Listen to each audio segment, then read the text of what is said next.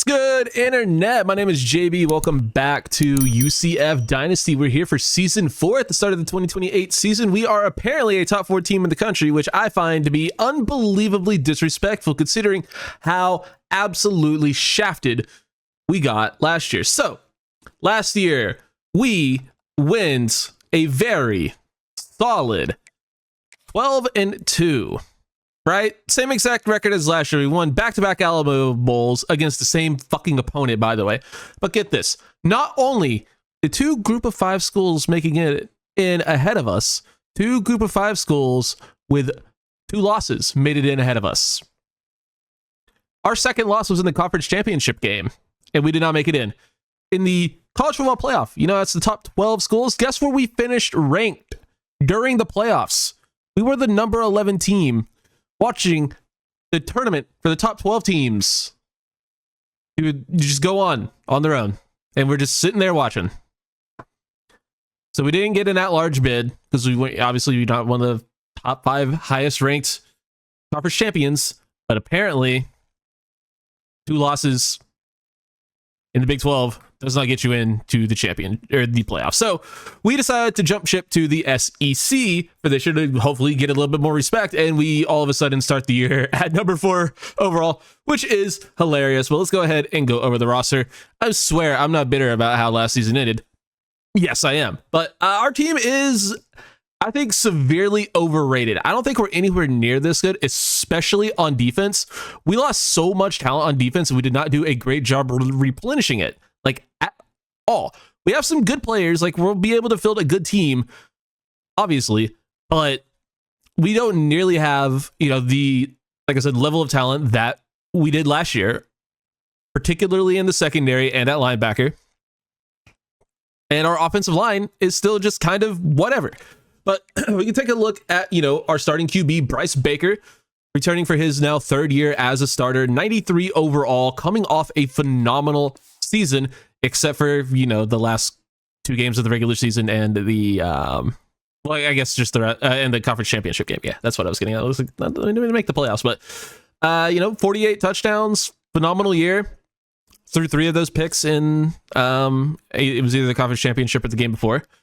So we need him to lock in and be a little bit better down the stretch, but he's unbelievable. We also still have Davi Belfort. He's been a reliable backup for us. We've got this guy out of the portal, Zaire Cruz. He was an Oregon commit, didn't play for them, and now he's on our team with Star Dev, and just casually 99 throw power because I didn't have to upgrade him anywhere else because he's not going to play this year, hopefully. But if he has to, he has 99 throw power. So that's pretty nifty. We also upgraded his athleticism a little bit. I don't know. He has a very good opportunity to be the dude next year because we are going to need depth at QB. Is Baker probably going to go to the NFL at a 93 overall? Belfort's a senior, and then it'll be Zaire Cruz's team. So that's worth pointing out. At running back, Tyquan Sermons is now a redshirt sophomore. He's a 93 overall and great. He started for us last year, was very good.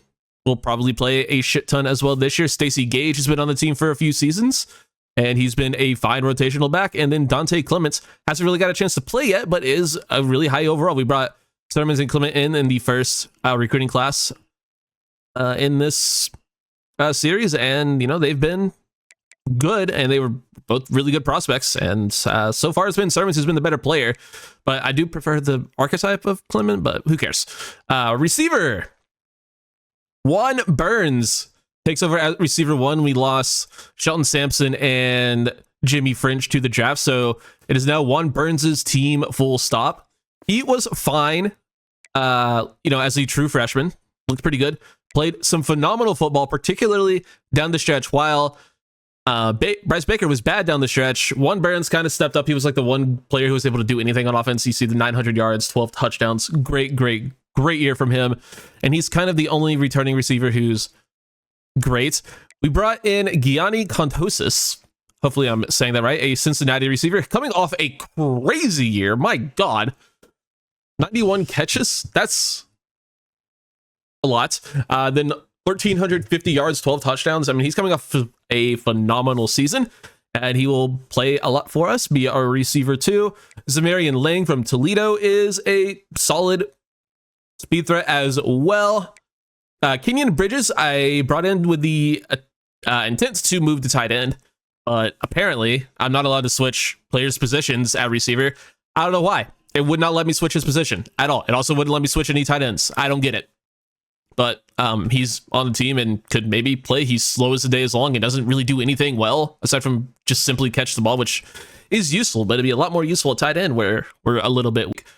Caleb Rollerson is fine. Keenan Arcega-Whiteside is fine. Rick Darius Farmer is fast as hell, and he's played a little bit for us, but he's a little bit skill capped, so he just kind of is what he is at this point. Eric Lord, he's having a pretty slow development, but we're kind of doing it intentionally. He came in the same class as Juan Behrens, but we've kind of just been, focusing on his speed, and I think next year is where he's really going to shoot up it overall. But we'll see what ends up happening there. Then we have a couple of sophomores who are fine. Tight end, Caden Pining is going to end up being the starter because, again, we couldn't move Kenyon, whatever, Hodges, I think. I forgot his fucking name. Bridges, same thing. Couldn't move him over, so Pining, he's been a good tight end 2, tight end 3 for us for, this entire series thus far, but he's going to start this year, and he'll, do the job. He's good. Kylan Fox is fast as hell. That's kind of it. And then Danny Edgehill is a hilarious name, and he's okay. So, yeah, it would look a lot better if we had like an 85 overall, 86 something, whatever. It would look a lot better if we had another guy here, but we don't. Michael O'Connell, starting left tackle, is solid. Left guard, Mal Waldrop is the highest overall on the team at a 94. Starting center is Rashad St. John, starting as a redshirt sophomore. He started last year for us as well. He's pretty damn good. Also could not move Devin Filer. Would not let me move his position. Wanted to move him to tackle, and the game's like, no, you can't do that. Why? Couldn't tell you. It was really weird and really annoying. David Ferris is a solid redshirt freshman we have, and then a couple other dudes who are okay. Whoa. You maxed out Sam Hopewell? Yep. Saw the number, I'm like, surely I didn't forget. I didn't forget. Carl Glennon, probably going to start at guard for us. Julius Tate started there for the last couple of seasons, but he's been maxed out. So we'll see what ends up happening there. Toby Moore is okay. Jaquez Joyner is okay. And then Carl Tuttle is also okay. So, and we have good depth. We'll figure out who actually ends up starting. Kevin Linder could start at right tackle for us. He's good and has a good development trait, so he probably gets the job. And then Jackson Bellamy is okay.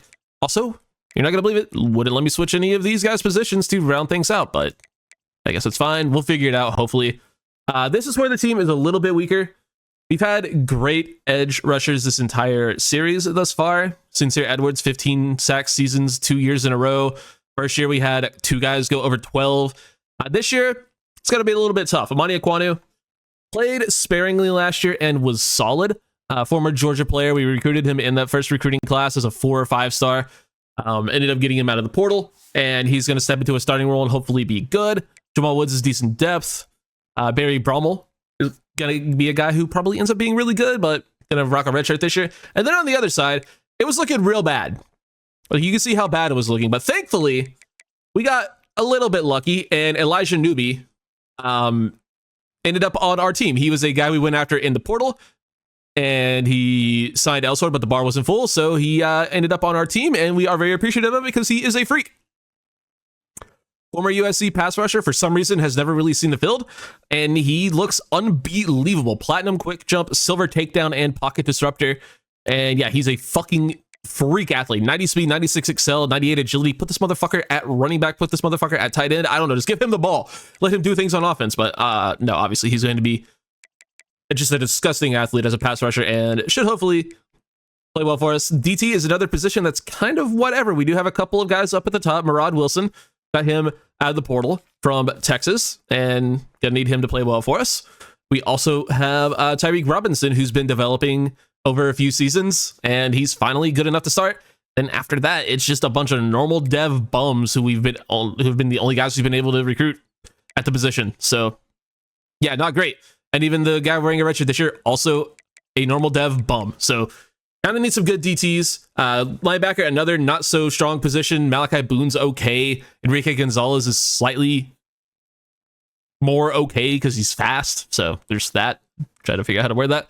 Marquez Thomas, though, he's a damn good athlete. Rocking a red shirt. Brian Honeycutt is decent. He's whatever. LaMarcus Brown looks like he could be quite good. Solid athlete. He will probably end up getting the start over Honeycutt. And then over at will, we have Jordan Robinson, who's fast. That's really nice. Damian Durant's kind of a bum. And Tramel Hosey is rocking a red shirt here. He could probably just start and be fine, but Robinson's good, so we'll probably just play Robinson. Corner. Yeah, we went from having a lot of good players to still a few good players, but no depth. So Michael Clayton, another portal guy, just sometimes we get lucky and actually do get good portal players when we need them, and Clayton was one of them because we just can't get players to commit outside of the 2 freshmen we do have. We might end up having to play. We'll see. But Clayton is very solid. Ben Hanks Jr. has been on the team for a minute. He's ready to step into a full-time starting role. Kalen Platt's been on the team for now his 2nd season. He's probably going to play a lot for us. It's probably going to be Clayton and Platt on the outside, Hanks in the slot, I imagine, is probably how we're going to do it. Just because I guess Hanks could definitely play on the outside. I'm not sure where the abilities are more important. Because in my mind, the slot corner is on the field every single play because you always have a slot corner. But I guess CB1 and CB2 are also. I don't know. We'll probably just play Hanks on the outside. I don't know. It doesn't really matter. If we're looking at abilities, it'll probably be it'll probably just be in this order: Clayton and Hanks on the outside and Platt in the slot. Now that I think about it, we do have Ezekiel Ugwobu is pretty damn good. Got him out of the recruiting class last year. He's a former 5-star, I guess a current 5-star, rocking a redshirt season. One of the only quarters we've been able to recruit at all, and he is quite good. And then the other guy we have, Matthew Winton, was a fucking insta-commit last year, and he doesn't suck. So that's really nice. He's very good. So got an insta-commit, and he's great. Safety is a little bit bad. You guessed it. Just haven't been able to recruit it well. Jalen Hayward is a freak athlete, which helps. He's decent in coverage. Maybe he'll play well. Shermer and Blake are whatever behind him. And then at strong safety, Tony Williams is quite good. 90 overall. He's been a really good player for us, and he will hopefully be a good one this year as well. Clifton Ward, good depth behind him, is fine. Jacob Good is fine. Stephen Cloud, red shirt is whatever. Have a kicker. Shout out to the game for giving us a kicker because I forgot to add one to the board, and they gave us a really good one with a good depth trait, so appreciate that. And then Mo Ferwerda is a very good punter. Team is, I don't know, I'm a little bit worried about our secondary. I'm a little bit worried about our linebackers just being terrible. I think we're going to get beat up by the run. I think our defensive tackles are bad outside of 2 players who are just kind of good. But yeah, it's a weird place to be in. Going after a lot of corners still. Have a linebacker who's being completely under-recruited. Going after a couple of running backs. Going after a 6'6", 302-pound edge rusher. Obviously with the intent to move him into DT, but you never really see archetypes like this, so that's why we're going so hard after Trey Giuliano. It's just a fun-ass archetype. You don't see 300-pound fucking edge rushers. That's crazy. Yeah, a few corners here. Going probably a little bit too hard at corner because we do have 2 freshmen who can play. So if we end up needing hours, like we could probably consolidate elsewhere. A couple other running backs.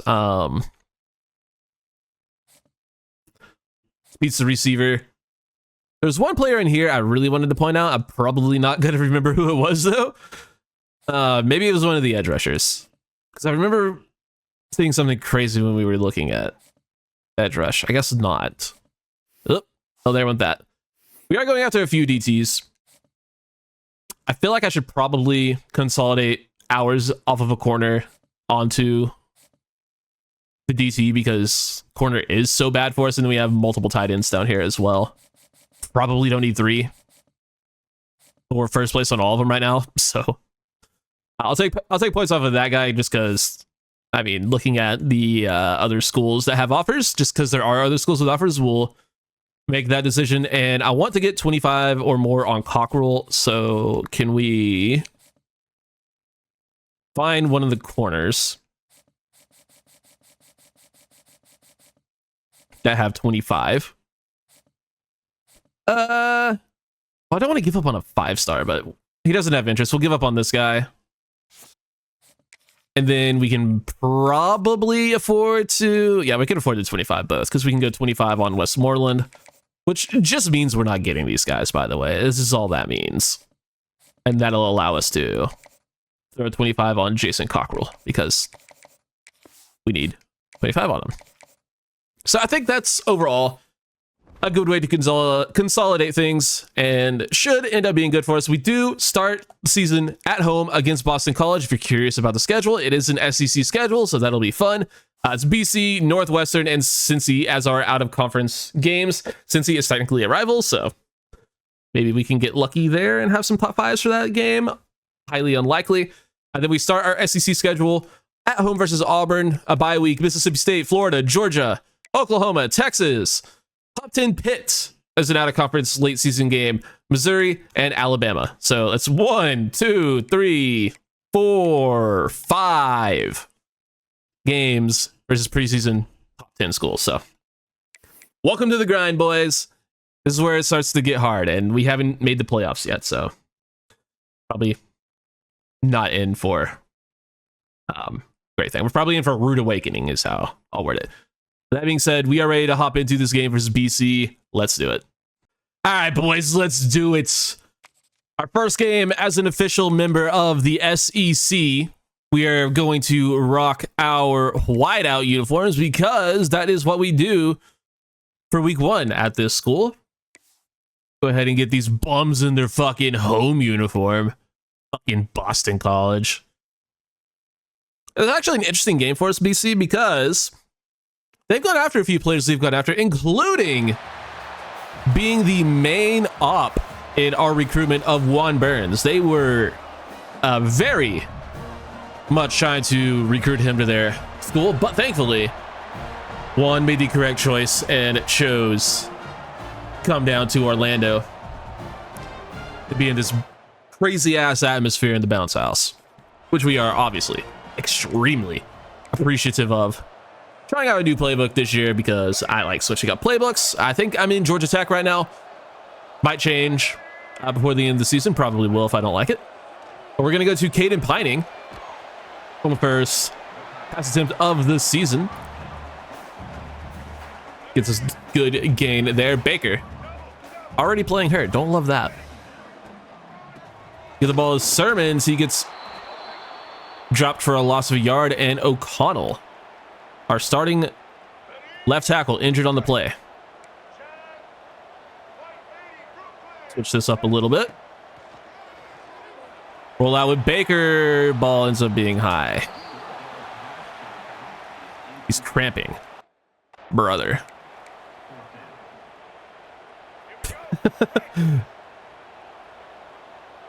Sermons is uncovered, but he's not really a receiver. Well, he's still uncovered. Okay. I was gonna say, I'm not gonna throw him like the quick streak into the end zone because I don't know if he can handle that if it ends up being like a jump ball somehow. But if he's just gonna be uncovered on the slant, yeah, we can throw that for sure. Also, we got a safety, which is hilarious, just objectively funny.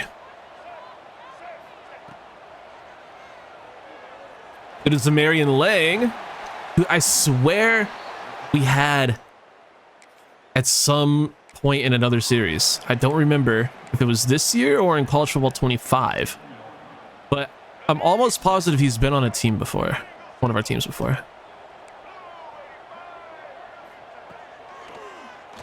Kind of held on to the ball too long there, but Pining makes the catch, gets up the sideline for a few more yards. We'll take it. Let's see what we can do with Sermons on the ground here. It's not bad. Got Heisman downhill activated. That's pretty fun. Look at the ball. And run his way into the end zone. Touchdown, Tyquan Sermons. Look at the fucking crowd. It looks so good with the whiteout. They really need to make it so next year's game, whatever uniform color you're wearing, the crowd coincides with it. Unless, you know, it's just your home game and then they can wear, you know, any of your home colors. If you're just wearing your default uniforms, then yeah, but If I wear my white uniform at home, then the crowd should do the same. Or if I'm wearing like our alternate color or whatever, same thing with a blackout. Like obviously not in this school's case because our home uniform is a blackout, but when we do like the Space U and it has like the blue uniforms, the crowd should be wearing blue, you know? That'd be sick. Seems like it'd be a pretty easy thing to implement. Hopefully they do. That's the kind of shit I want in the game. Because I know they ain't gonna fix the gameplay. I mean, let's be real. EA football games will never not be about animations. Let's just be upfront about that, because people begging for gameplay overhauls or a new engine or whatever are stupid. You can want it, but expecting it is stupid. Like wanting the first down there and expecting it were two very different things. But we get an interception, we have the ball right back.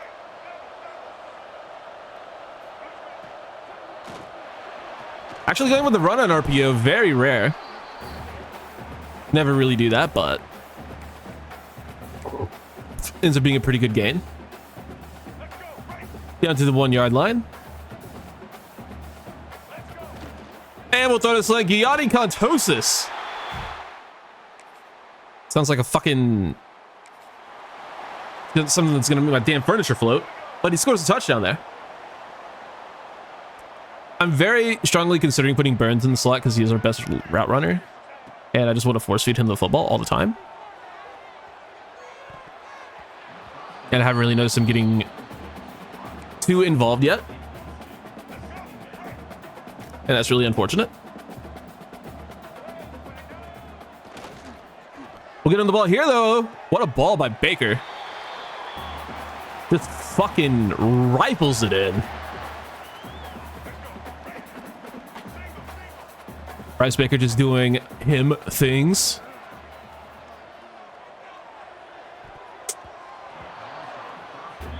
Ignore that. It's a little bit unnecessary.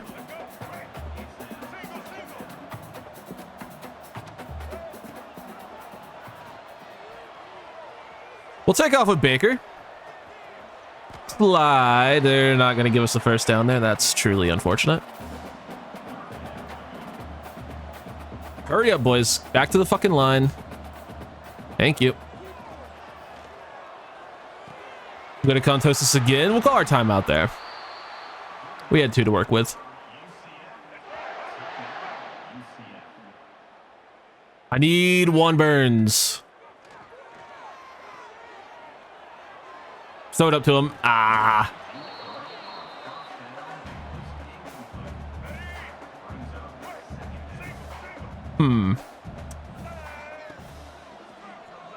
Burns 1-on-1. We'll go to him in the end zone. Throw it up.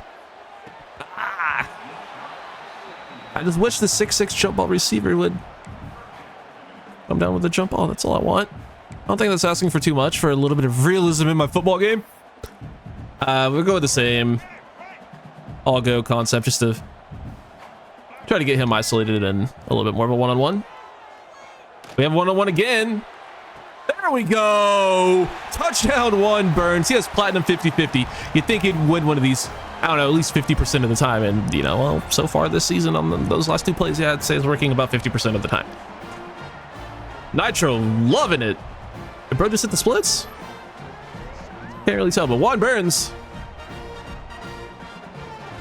goes up and gets it in the end zone. What a player he is. 30-10 as we get all the way through the 3rd quarter without a moment. Love that for us. And the ball is back in the red zone. Here's a handoff for Thurmans. Gets a few. We'll take it. Got our boy Kylan Fox finally getting on the field. Couldn't tell because we're dead. Bryce Baker is deceased. Oh, defense. That's new. 4th and 7. I wish the SEC logo was flipped. I wish it was primarily black and then like the gold trim on the circle. I think it'd look a lot better. Just kind of looks like pea soup or something.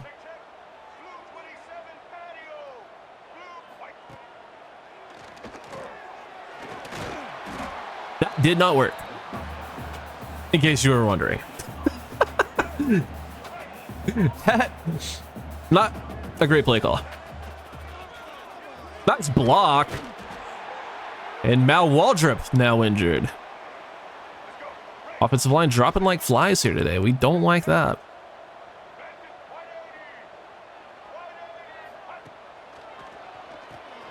And how about a receiving touchdown for Tyquan Sermons? He's not much of a receiver, but he's got 2 of them. Are they really going for a fucking onside kick down 22? I guess there's still 4 minutes left. What the fuck are we doing?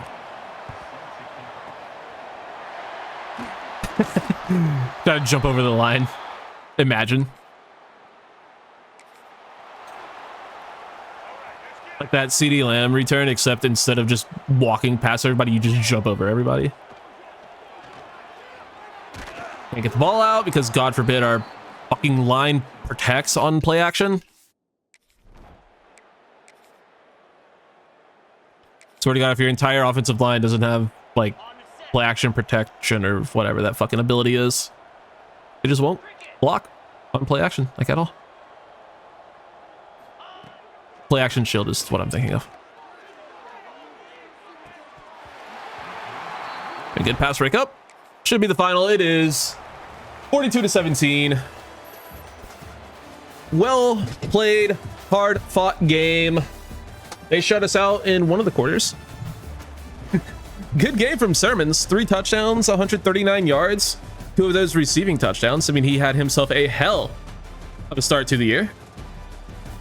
These are things we love to see.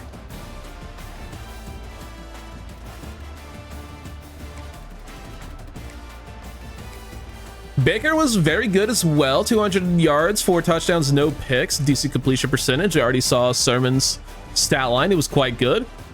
Lang ends up being our leading receiver, 8 for 87. So he was in the slot. I think we are going to probably put Juan Burns there just because I want him to be more involved. I want him to just be the guy that gets everything funneled through him.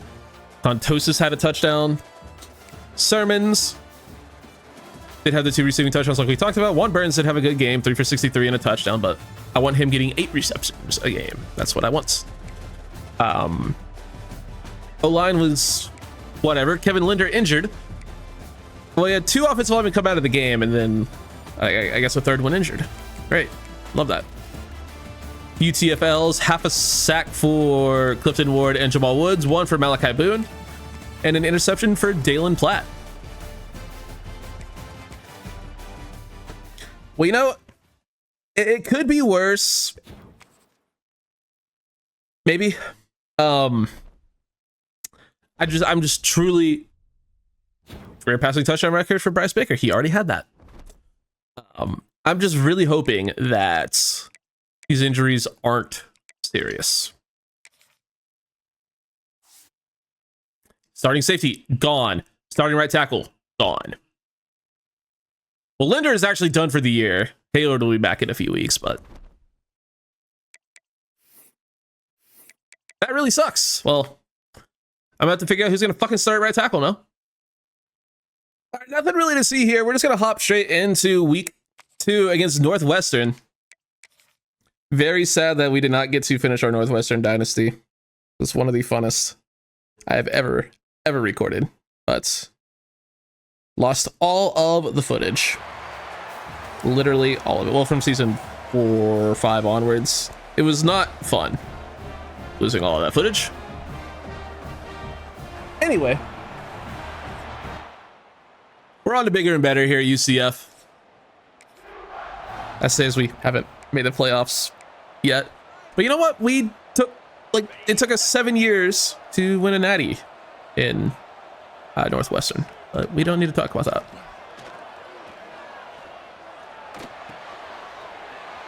Okay. Heat Seeker is on, by the way. I like 200%. It's maxed out in case you were curious on whether or not, you know, if you, in case you were gonna tell me to turn it on, does a shit like that. No, it's on.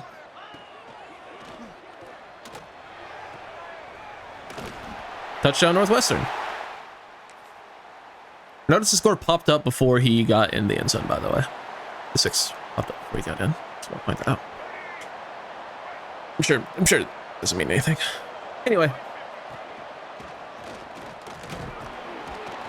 That was third down. Should probably pay attention to down at distance. That might help. 3rd and 7. Well, this looks eerily familiar. I did move Burns to the slot, by the way. Not that it matters.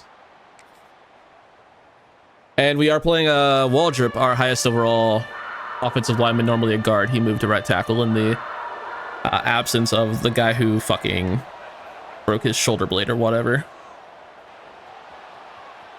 Get upfield and block. Baker, 4th and 1. I would have gone for that personally. Okay, if we get the ball back, sure. All right. I don't know what's going on anymore.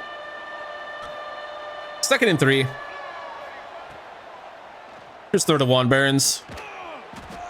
We're gonna call that 3rd and inches. Bad spot, ref. You suck at your job.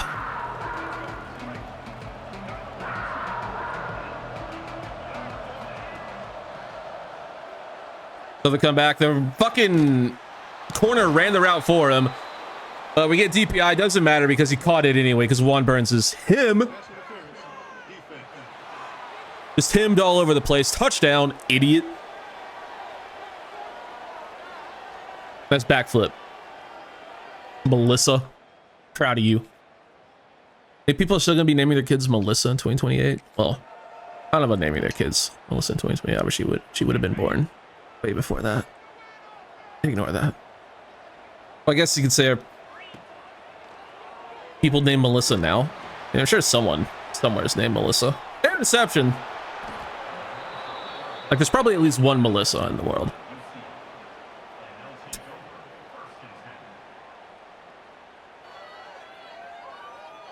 I'm a little bit stupid in case you guys hadn't noticed. Forget our corner's name. He's new. No, he's not. Ben Hanks Jr. gets the pick. Thought it was the other guy. It wasn't.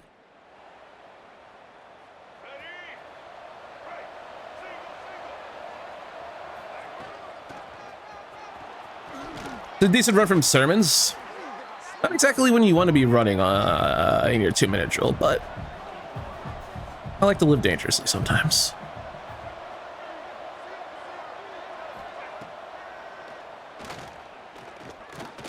I pressed the button because I thought we were about to get hit. That's usually just how I play the games. Like, ah, fuck, I'm about to die. Let me just press a button.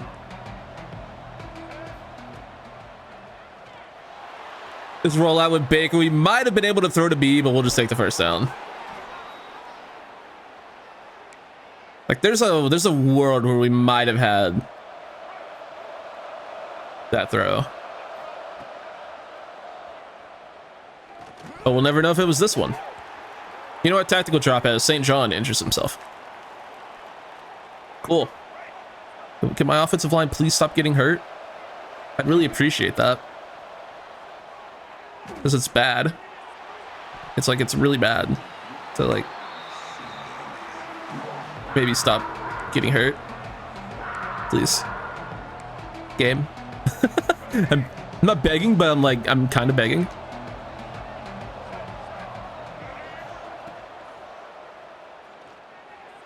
We have like 58 receivers who can play. Just take one of them, except for Juan Burns.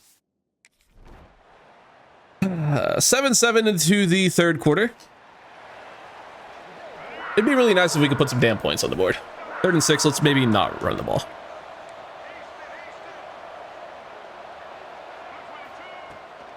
Let's run the clear out, throw the slants. Zymarian Lang, first down.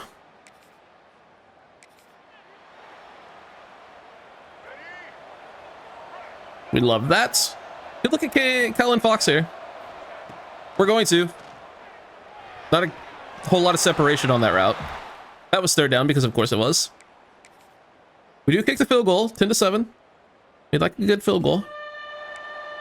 Speaking of third down, let's see if we can prevent this first from Northwestern.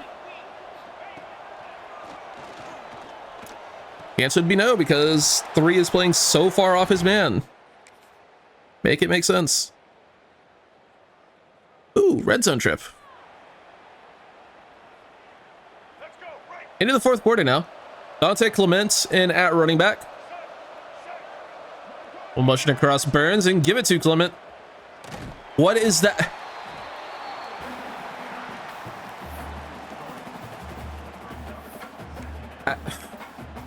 He might never play again.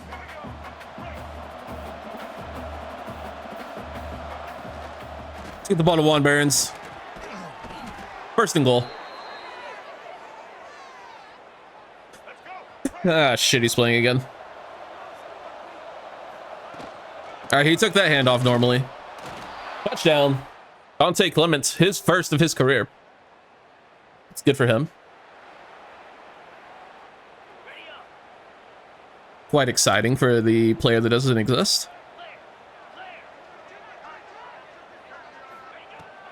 Come on, please. No, what? There are 3 of you there. Someone maybe consider playing between him and the ball. Just a fucking thought. 4th and 14.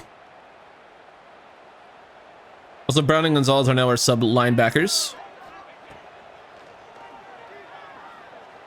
Where previously we had a bunch of slow fuckers doing it last week. Interesting idea. What a good play. Speaking of interesting, I love the fact that we aren't allowed to actually move the ball in 2-minute-ish drills late. 53-yarder. We're already up 2 possessions. Let's just try to end the fucking game. I like that idea a whole lot more than fucking kicking a 53-yarder. Clements can't get it because of course he can't. 4th and 16. We'll just back everyone up in blitz except for Clayton, who will move closer to the line. There we go. Good enough. It'll do. Please run the clock out.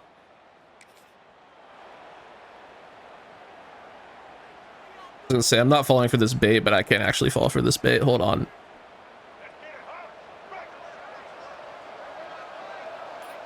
All right, we are under 40 seconds. So the game better fucking end. All right, good.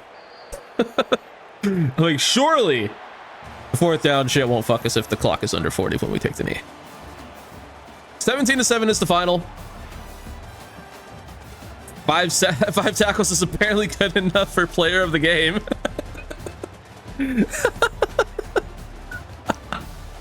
The low bar to clear this week, apparently. 5 tackles get you player of the game. That is hilarious. Can we stop for the highlights, maybe? I've been pressing A this whole time. I've been trying to skip this the whole time. Thank you. Shit. Paul Biggs threw a pick. So did Bryce Baker.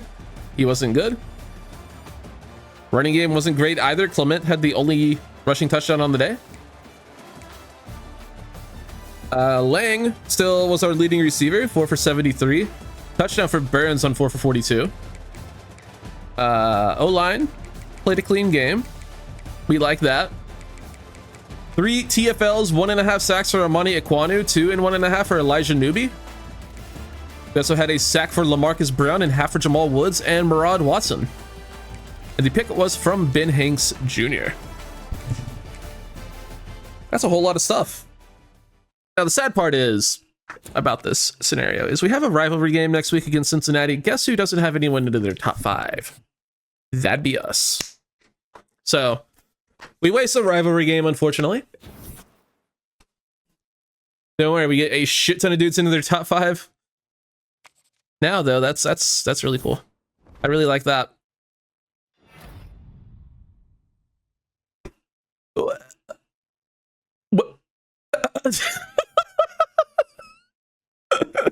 Were we the only team that played?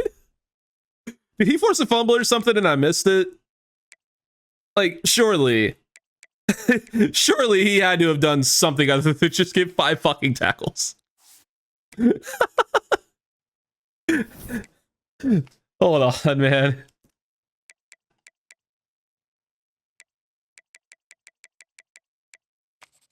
Nope. Okay, there it is, yeah. 2 forced fumbles. Okay, there we go. That'll do it. Maybe put that in the fucking stat line. I don't know. Crazy concept. Put the stat that one-hit player of the game. We just showing his fucking stats, or player of the week even. Like, what the fuck? Alrighty. Cincy. They played us pretty well last year. All things considered. They were not pushovers. Despite the overall difference in the Big 12 last season. But this is no longer the Big 12, and we are no longer conference mates. We are still the fiercest of rivals, though. My hatred for this school burns with the heat of 1,000 suns, or something. I don't fucking know. I feel like this is the fakest rivalry, maybe ever. Although it's about to be a real one if they fucking do that shit again. We get the field goal. What?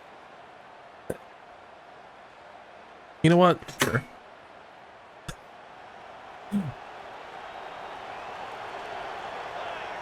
What's the worst that could happen?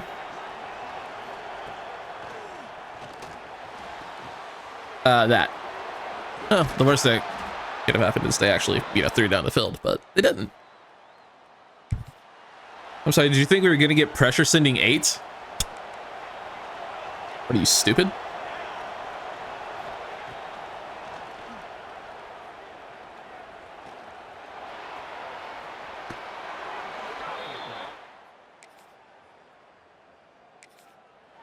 I really hate defense in this game. I don't know if I've ever told you guys that, but I fucking despise playing defense in this game. 3rd and 17. One-on-one shot to the outside. Lost. Have I ever mentioned how much I fucking despise playing defense in this game? I'm a fucking linebacker out of man coverage. What are we doing?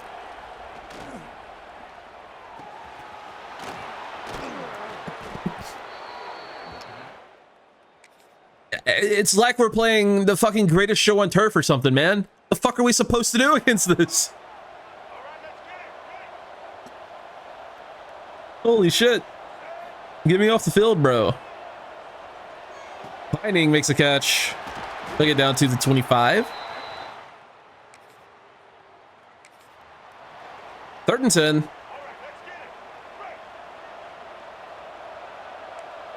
We'll slant Burns. Don't give him the ball. One Burns into the end zone. Oh my god. What an effort. That certainly did not seem like it was going to be a touchdown. I didn't even think it was going to get a first down. But it turns out Juan Burns is just him. That's one of the toughest catches I've seen all year. Toughest plays. That's just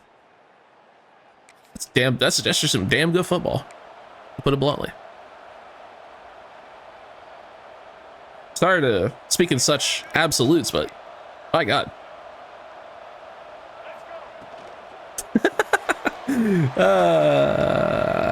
Tits.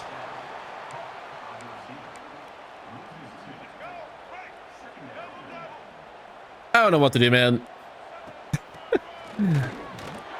I feel like this team is cursed on offense to never be that good. It's like the game is just hard-coded for this team to be dog shit on offense.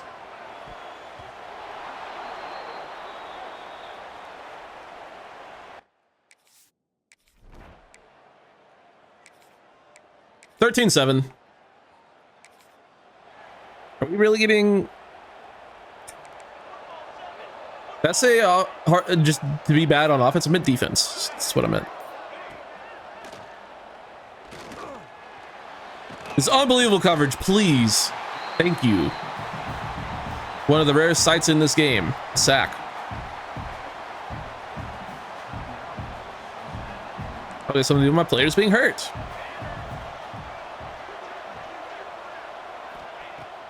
Screen.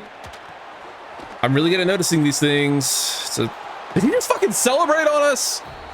Oh my god.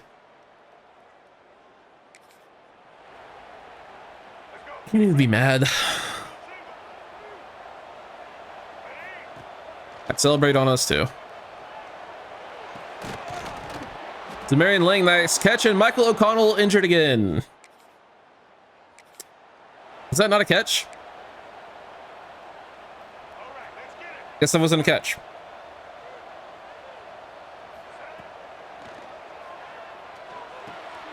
Get a Burns, first down. Finally seems to be having that receiver one type game with a whole 50 yards. Oh my god. Someone stop this man. It's 50 yards in 2.5 quarters. How is that a catch? Caden Binding touchdown. 14-19. We're driving again. These are things we like to see. The offense not shitting the bed.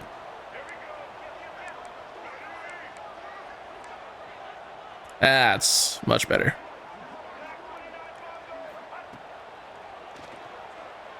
Throw it up to Burns. Let him go make a play. Down to the 1-1 Burns. Yeah. Move that shit.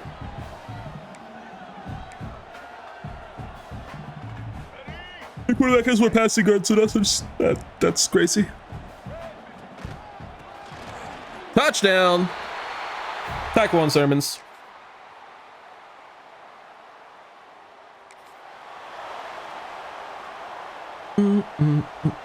Fourth and 7. Still a close game. Cincy hanging around, annoyingly. That can't be my responsibility at that point, you fucking dumb idiots. Cover him. I gotta stand on this exact blade of grass. It's where my zone says I gotta be. I don't give a shit if there's a player walking in front of me. He ain't on my blade of grass.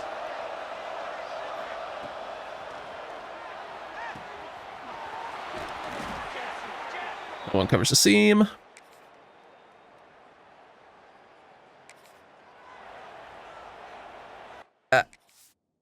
Did we take any time off the clock?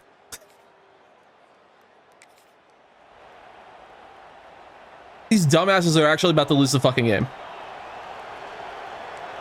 3rd and 8.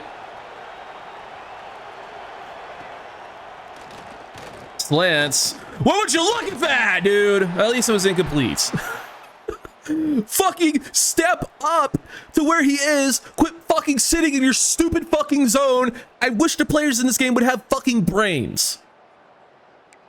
I don't think that's too much to fucking ask for. Apparently it is. Cover players, not grass. That is the main concept of fucking zone coverage, but the CPU is just incapable of doing it. Thankfully we get the pass break up there. Get me in the fucking game so I can actually run this goddamn clock out. It's just so dumb, man. That is literally textbook how you are taught to defend in zone coverage is cover someone running into your zone. Cover players, not the fucking grass. And all they do in this game is cover grass. One of my biggest fucking pet peeves about this game is how dog shit the offensive line always is. No matter how good of players you have, your offensive line is always terrible. They'll always play to the level of their competition. And zone coverage, those are my main 2 gripes with the game. Also, we're just simply not going to run out the clock here, so that's fun.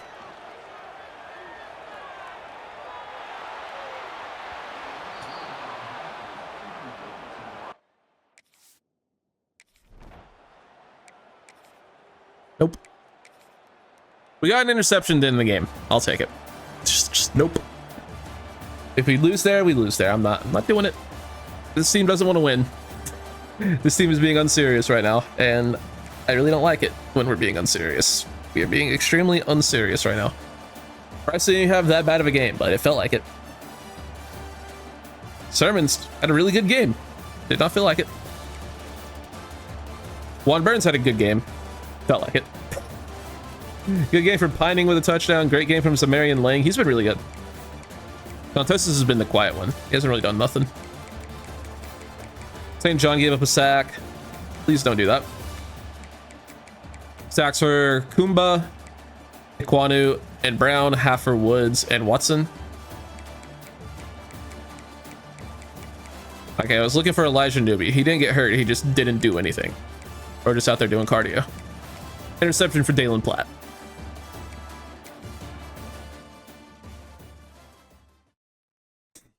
I mean, you know, I've seen worse performances. I've definitely seen worse. Not many, but we have seen it. Joe Shore on campus this week, a running back, and we have Terrell Bibbs into his top 5. So Auburn, our first ever SEC game is this week. Let's do it. Okay, Auburn, our first SEC conference matchup. I'm excited for it. I think we go ahead and break out the space views. Seems like as good a time as any.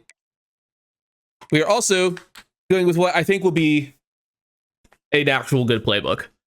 It's one that I want to say I actually stay away from. It's one that I don't remember how good it is until I do. And then I remember how good it is and I'm like, oh yeah, this playbook's really good. We're an Alabama playbook. Every time I've been in Alabama playbook, things have gone well for us. I haven't used it at least since I couldn't tell you when. It's been a very, very long time since I've used this playbook. But I do know that it has been quite successful for me in the past, so we're going to hope it continues to be so. And we're going to do well. That's just, we're going to do good. Good things will be good. Juan Burns touchdown on the first play. It's all about the playbook. It's all of us.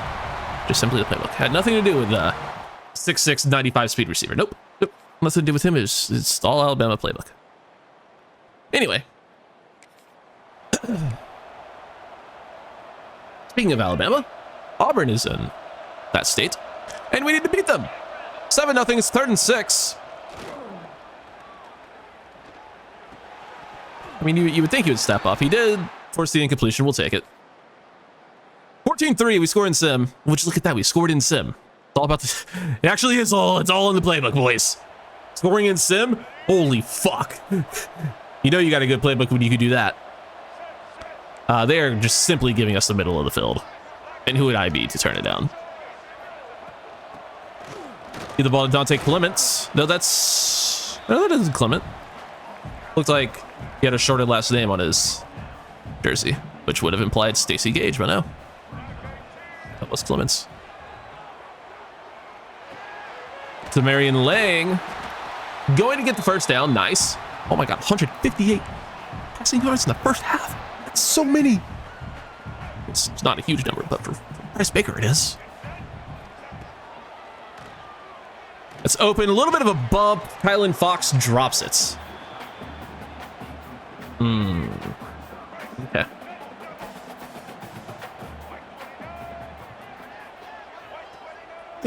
Sermons mushes himself into the backfield. We definitely had him. But we also have that. It's a little bit easier of a throw. Contosis. Gianni? Yeah, Gianni. I wasn't sure if there was a Gianti in there, but no, it's just Gianni. Could be Gianni as well, I guess. But GH implies G. Based on Ghost, so. I don't know. Anyway, Contosis touchdown.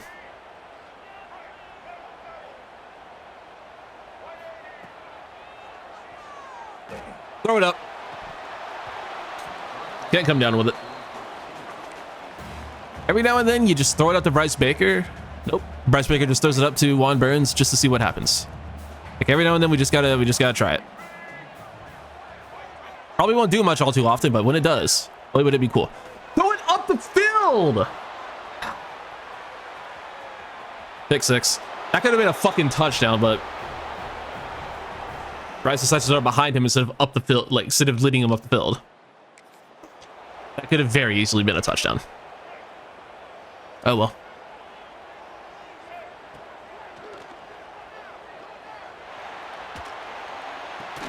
Can't find Burns.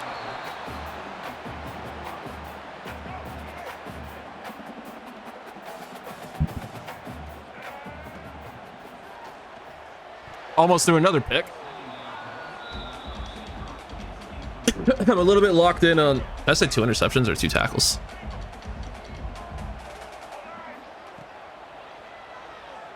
So I'm a little bit only dialed into throwing to Burns right now. I need to get out of that, and we get hit as we throw that time. Yeah, that really let Auburn back in the game. 21-16 now into the 3rd quarter. We get a red zone trip. I really don't want to run an option, but fuck it, we will. Last time we did this, it turned out horribly. This time it doesn't turn out as horribly, but it still wasn't good. It was good enough for a first down, but really nothing else.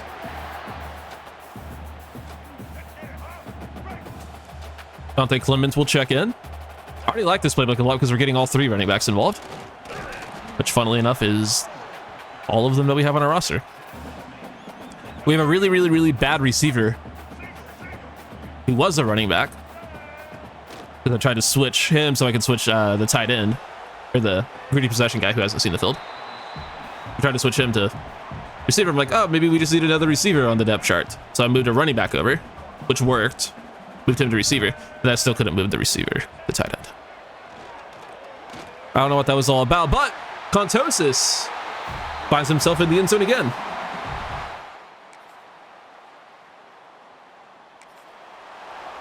Let's go. Ah, I should have got him a touchdown against Cincy. Fuck, I forgot that it was a revenge game. My bad, bro. Throw it up. Platinum 50-50, by the way. Didn't even look for the ball. Thankfully, our defense held strong.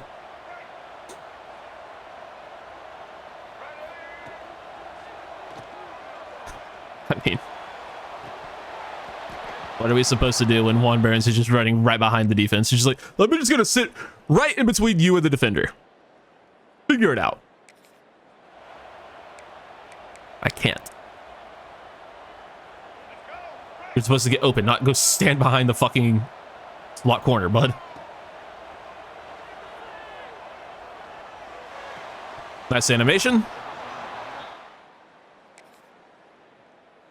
4th down try for Auburn. Let's not play Tampa 2.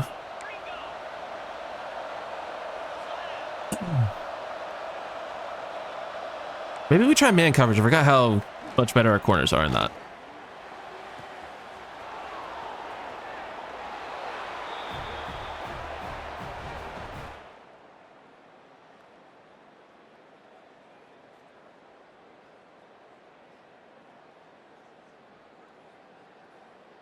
So shooting yourself in the foot, that was closer to the face.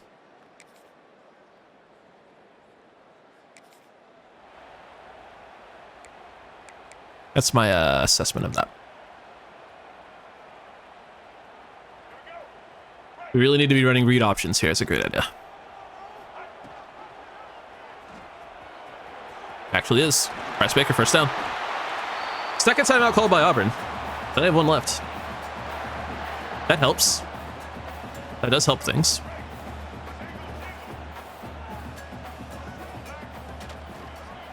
Clement, good run. Nearly broke that. Dante Clement, 10 for 74? Get this man on the field more. What the fuck? He's coming for that job, Taekwon. Never mind, Taekwon Simmons is also him. What's he doing today? Pretty good. I mean, hey, if we have 2 running backs popping off, even better. 2nd and 1 after the 2-minute timeout. First down will end the game. We're going to trust Taekwon Sermons. He is not going to get it. 3rd and inches. Of course he's not going to get it. Why would he? Did you think we were going to be able to get a yard? Of course not. It's SEC football. We get it there, though. Taekwon Sermons, first down. And we will get out of here with a win. It was not pretty. We did not play well for a big chunk of the game. But we did enough because Auburn's offense was not the best, to say the least, for a large chunk of the game. Because both teams only scored 7 points in the second half. So, could have been better. Definitely could have been better. Stat-wise, though, looked like we were pretty okay. 2 picks for Bryce Baker. Can't have that, actually. Nope. Can't have that. I feel like I was lied to about Sermon's yards. Where it said it was over 100. Maybe that was last week, but regardless, both running backs played pretty well. Bryce Baker played well on the ground as well. Give him credit for that. Contosis. 8 for 78 and 2 touchdowns. Good game from Hayden Pining and Zamarian Lang. Juan Burns. And he scored a touchdown. Man! Where's this like 150-yard game? We need one. 5 TFLs, 2 sacks for Elijah Newby. That's more like it. 4 TFLs in the second half for Amani Ekwonu, who's hurt. So we're not allowed to have nice things. Jamal Woods gets 1 and LaMarcus Browns gets half. Oh, I said Browns. I don't think he's from Cleveland. I guess he could be.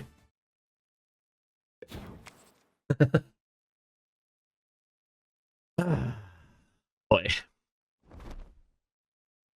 Please tell me Ekwonu is fine.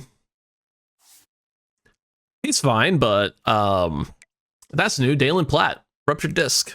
He's done for the regular season. Well, most of it. He might make it back for the final game if we have a week 13 game.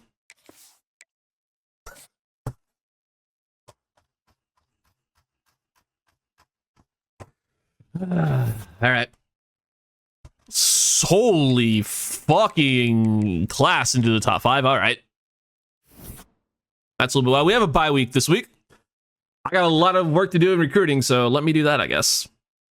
All right, week 6 up against Mississippi State. We do have multiple visitors. Actually, no, we don't. I completely lied about that. We got fucked by the players who were supposed to be on campus. Emmett Terrell committed to Florida. Jeff Silva committed to Ohio State. These guys don't matter because they were obviously having 2 receivers on campus was such a great idea to begin with, but you know, we tried. Who else is on this week? Oh yeah, DT. Mitch Reagan committed to Michigan. And then the guy who is visiting is going to be Emmett Parrish, a linebacker. So we'll keep the complimentary going for... We'll keep Mitch Reagan on the board for that complimentary visit. And I want to get...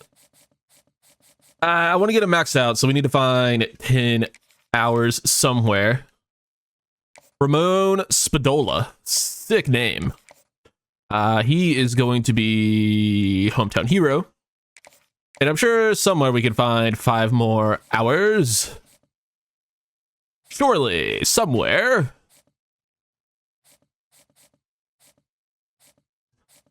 I'm not taking points off of 5-star. I'm just not doing that. That's just asking for bad karma. We could take 5 points off of this dude.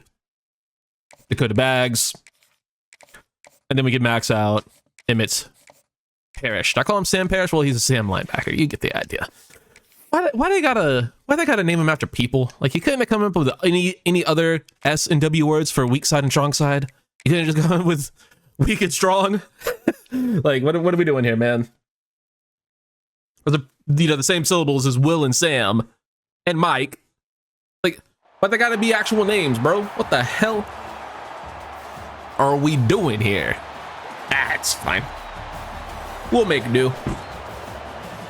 Let's see if we can hang with the actual worst team in the SEC, Mississippi State. Who's to know if Vandy's still going to be the worst team? I don't think they are. I think Vandy's taking a step. Well, at least for the next few seasons. Kentucky's real bad. Arkansas is real bad. Vandy got like a super high-end QB, either recruit or transfer, I forget. But Vandy's still going to be good. I don't know if they'll be like, what was it? What, they go 10-2 this year? I don't know if they'll still be 10-win good, but I think they're firmly graduated from worst team in the SEC. Not historically, but currently. Anyway, Sermon's touchdown.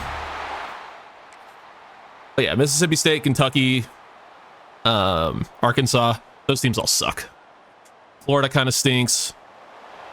But they're always... Florida's one of those teams that could stink for like a 5-year period, and all of a sudden they'll finish, you know, top 5 in the country. Florida's weird like that. Good run from Sermons, 5 for 82 already. He's having himself a pretty good start to the day. And we might keep it going here on 3rd and 2 with a direct snap. The Sermons just throws off the safety. He is running very hurt right now, though. Get a nice little gain there, though, through the air. Gives us 1st and goal from the 1. Maybe we might just give the ball to Dante Clements and see if he can't get across the line. He can. Touchdown, Dante Clements. Clements.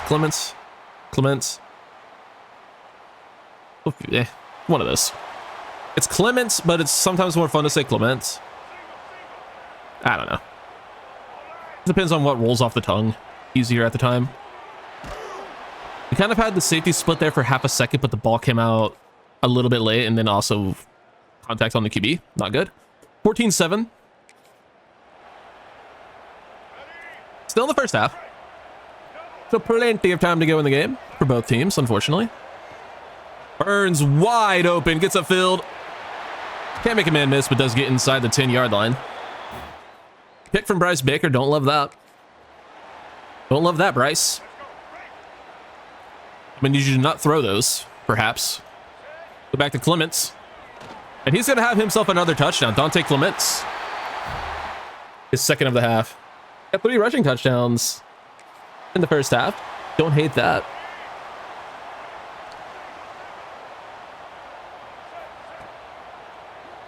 What? Okay. But you don't really expect an edge rusher to just be sprinting at your receiver and then to make the play. Fair enough. I didn't see the other safety. Well, if I didn't see the other safety, I should have thrown to the guy running to go. All right, yeah. All right. Yeah, that's on me. 21-13 into the 3rd quarter now.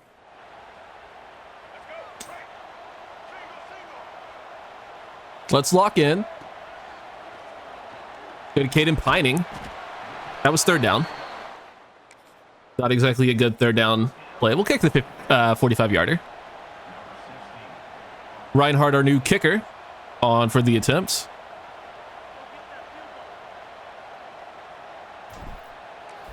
Do we have 45? Yes, we do. Let's go. Hold on.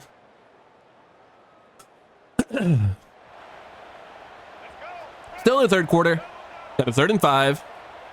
Up 11. Gonna try Burns here. We got him. One Burns, big gain. Try to jump over the safety. Didn't really work. What if it did, though? How cool would that have been?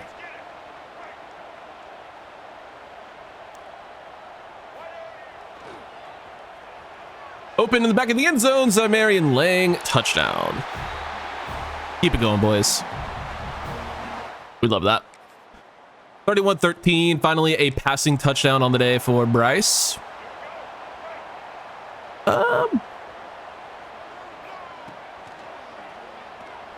Open enough. We'll go to Lang underneath. Does that count as underneath? Yeah, I'd say so.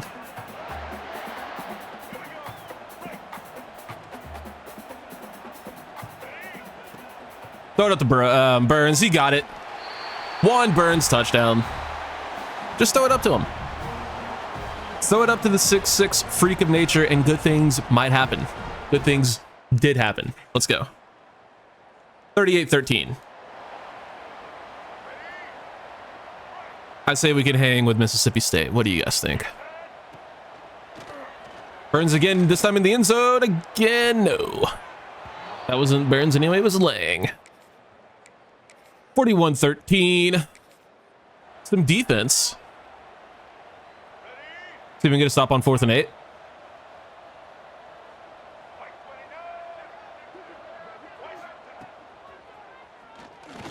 Roll out. What are you doing?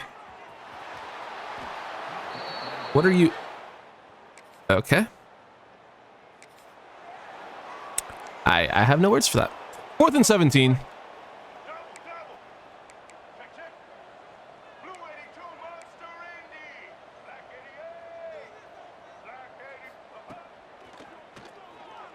Trying it again. This time it is knocked down and incomplete. How are we gonna let that be completed, bro?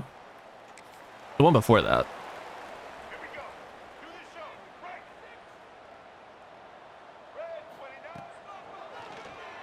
Okay, one Burns down there somewhere. Didn't even know the ball was thrown.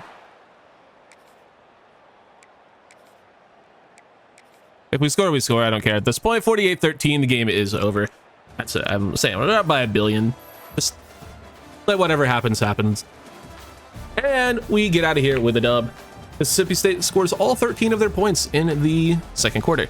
And Dante Clements gets his first career player of the game, 16 for 92 and 2 touchdowns. Now, I don't know if that's because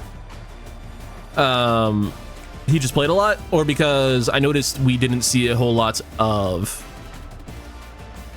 One Simmons, particularly in the second half. Is he injured or did he just not play a lot? I think it's because he was injured. Maybe, maybe not, but he did go 8 for 98. Hit a touchdown. Touchdown for Sidney Gage. All three of our running backs had touchdowns. We love that. Bryce had an okay game going back to it. Two touchdowns and 2 interceptions. Good completion percentage, but need to not have the interceptions. There's 6 for 73 and a TD for Burns, TD for Zamarian Lang. Sidney Gage played very well today. I mean, shit. Bro might need to play more. Clean game from the O-line, it looks like. And all this to get 1 linebacker. Could have had 2 receivers. Could have Elijah Newby with 2 TFLs, 2 sacks. We get a sack from Brendan Beebe as well. No picks. That's okay. That's all right. Who needs interceptions? We sure as shit don't. Totally fine by me. No interceptions needed. Do we get the linebacker to commit? A blowout win could do us some good. We do get Emmett Parrish. Let's go. From Ocala, Florida. Welcome to UCF. Gio Radigan commits to Ole Miss. They weren't even really pushing that hard, I thought, but I guess they did. So ignore that. How annoying. Oh, well. We get Florida, who's number 1 this week. Number 1 versus number 3. This is why you joined the SEC, boys. This is what we're here for. Well, we got Central Florida versus Florida Prime, Florida regular Florida, however you want to word it, or wherever they are geographically, probably like North Central. I don't fucking know. Regardless, we got Florida versus Central Florida. It's an all Florida showdown. Florida. Orlando versus Gainesville. Yeah, Gainesville. Almost said Tallahassee like a fucking idiot. What kind of fucking idiot would think Gainesville and Tallahassee are the same fucking thing? Isn't Tallahassee where Florida State plays? I don't fucking know. I don't care. We gotta beat these fucking Gators. This is essentially not only for SEC standing purposes, but this could also get us the number 1 rank in the country. There's a lot on the line here. Prove that we belong, amongst other things. Get a Contosis. They take a field goal. That doesn't really instill confidence, though, kicking a field goal early. I'd rather attempt to pick it up on 4th down. I don't know the play. I genuinely don't know the play. I guess we're running the ball. It worked. All right. I had no idea what the play was there, because it wasn't what I thought I clicked. Could look at Pining, could look at Contosis. It's X and Y. It'd be, well, it would have been a Pining touchdown, but he got bumped, which is just so cool. Might try the same thing again.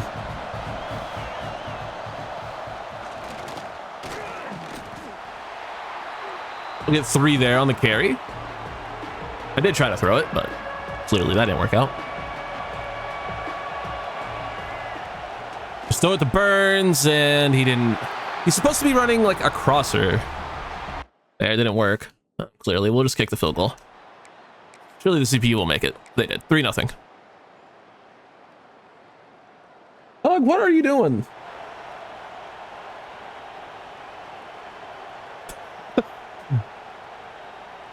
She's having a crisis. She wants to get into things, but I'm sitting right here, and she wants to do it when I'm not looking. If she thinks I'm not looking, she just did it. And I saw it. Saw the whole thing, but she doesn't know I saw it. She thinks she got away with it. Little does she know, I just don't care. She took a paper towel out of my little trash can. I'm like, well, you probably shouldn't be doing that, but eh. She doesn't even eat it. She just like rips it apart. Which is inconvenient for me, but eh. It's more inconvenient for me to stop the recording right now and deal with it.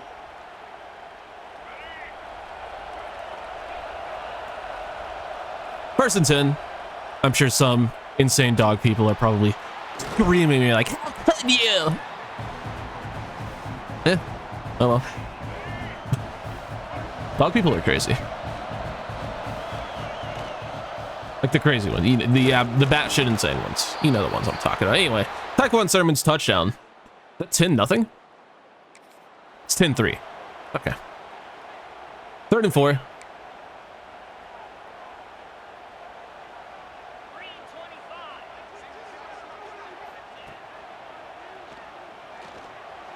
I'm right there. Incomplete. Okay, nice.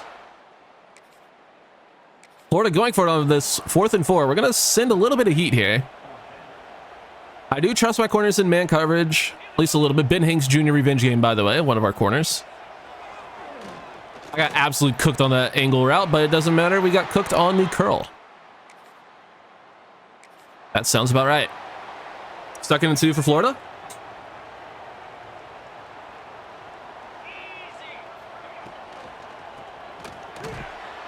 Good tackle. Rod Watson. Very nice play.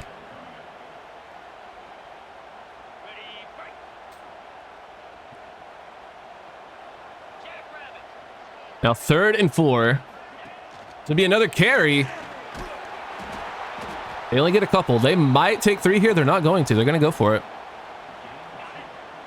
The stop here would be gigantic if we can pull it off. That 2-minute timeout, it is, and they're going to end up kicking a field goal on the other side of it. Cowards. Fucking cowards. Kick is good. Because of course it is.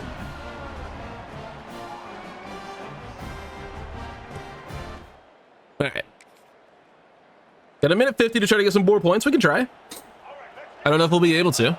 We're certainly going to give it our best effort. We have a step with Burns. We hit him. Nope, that's not Burns. It's Lang again. I've done that for another time now. I just glimpsed the 8, and previously, generally have other guys wearing 8 in their jersey. Well, we did. Jimmy French wore 85. Shelton Sampson wore 83. So just our main 2 other receivers, all of our receivers wore 8 in their number. I don't know why it's affecting me with Lang now. Burns open down the field. 1 Burns touchdown. Also, last time I looked at the Houston Pittsburgh score, it was 17-6. It is now 30-6. So it looks like Houston will be ending that crazy Monday Night Football streak and advancing in the playoffs. Anyway, ignoring that. Nice play there to the running back. Sermons with a nice catch. You know, I always say whenever he makes a catch, he's not really a receiver, but when he makes a nice play receiving, you're like, you know, maybe he's a little bit of a receiver. I thought the guy was going to cover Contosis there. He didn't, but still get a decent gain from Clements.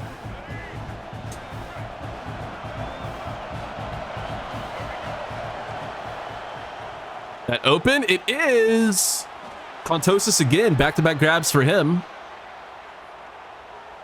Nice to see.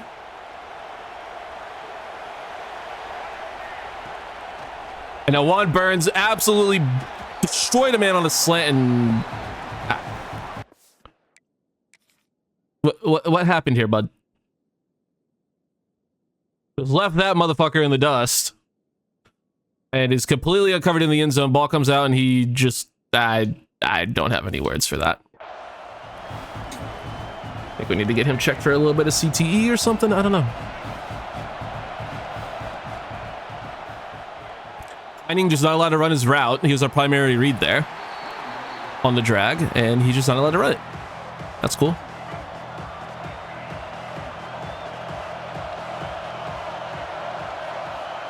Burns again on the slant, drops it again. Juan, buddy, what's wrong?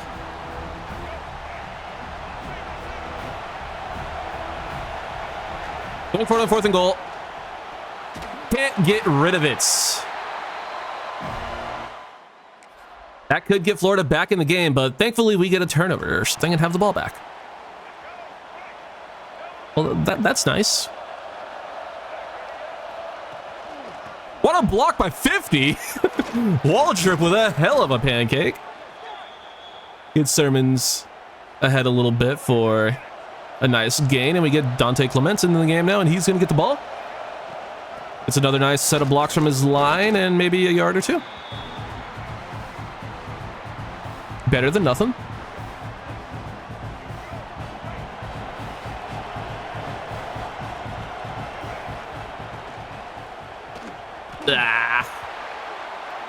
Carl Glennon, starting guard, injured. That's not good. I appreciate if you didn't injure my players. Burns, tough throw, caught. He catches that. That's the one he catches. That's the one he catches. Okay, sure. Yeah, you know what? You do you, bud.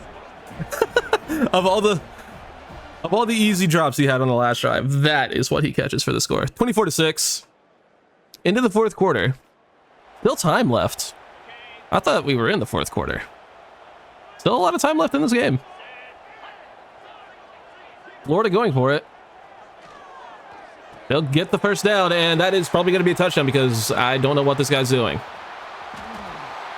Aiden Hanks Jr. absolutely obliterated.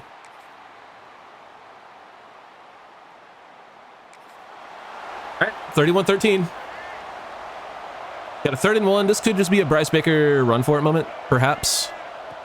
Or Juan Burns will just be uncovered. That's also an option. First down. I like that option a little bit more, honestly. I like it when they don't cover my best receiver.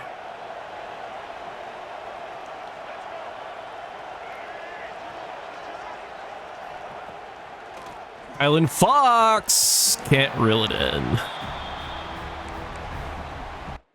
We'll take the field goal.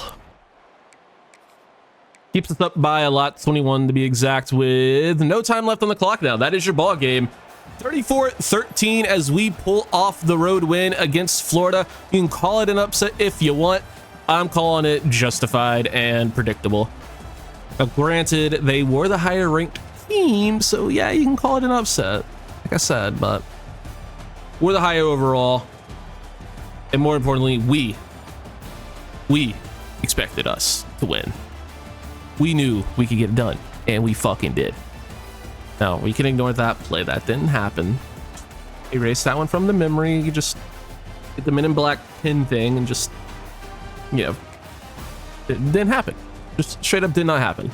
So, Dakota Davis, not his best performance.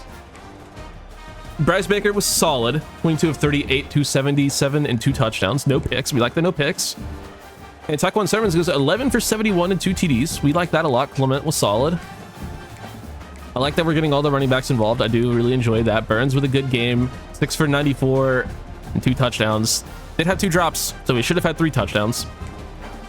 Ontosis with a good game. Other dudes did stuff. O-line was clean. Only sack given up was by a running back, it looks like. I think I saw another one there at the end that wasn't. Amani Ekwonu. A little bit of a breakout game. 2 TFL, 2 sack performance. He also had a sack for Elijah Newby.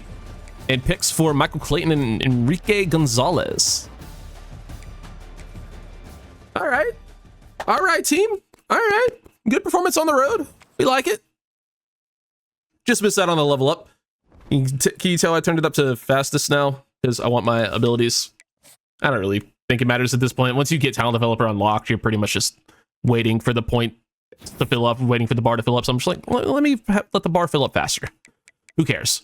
We don't get Store, the running back.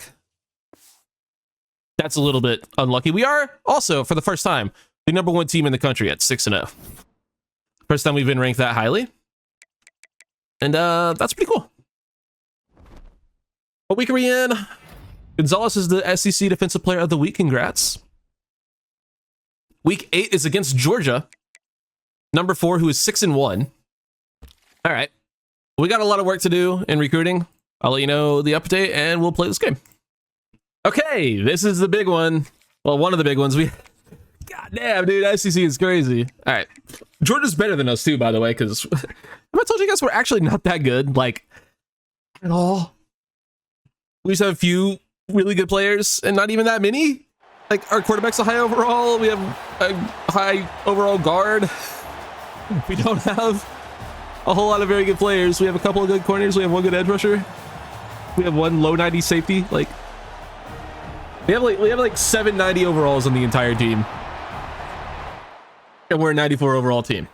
Now, granted, we've played pretty well, and I think we're capable of hanging with some of these better schools, but I don't know how capable we are. Like, it feels like there will still be points where we just get rolled over by legitimate, you know, top tier teams, like a Georgia, for example. Because if they decide they're going to beat us, they're just going to beat us. Now, they could also decide not to cover Juan Burns, and, you know, they could, you know, make that mistake. And that's on them. Like, if they want to make that mistake, they certainly can. And did there. And I hope they keep doing it, personally. I'm a pretty big fan of them not covering my players. We're going to get a little bit bailed out there? Guess we're going to get a little bit bailed out there. We love that. Thank you, thank you.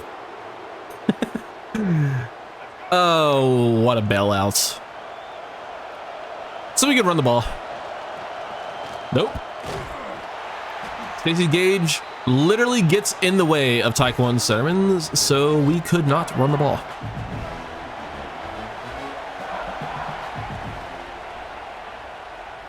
Fucking hell. That was just never a good idea.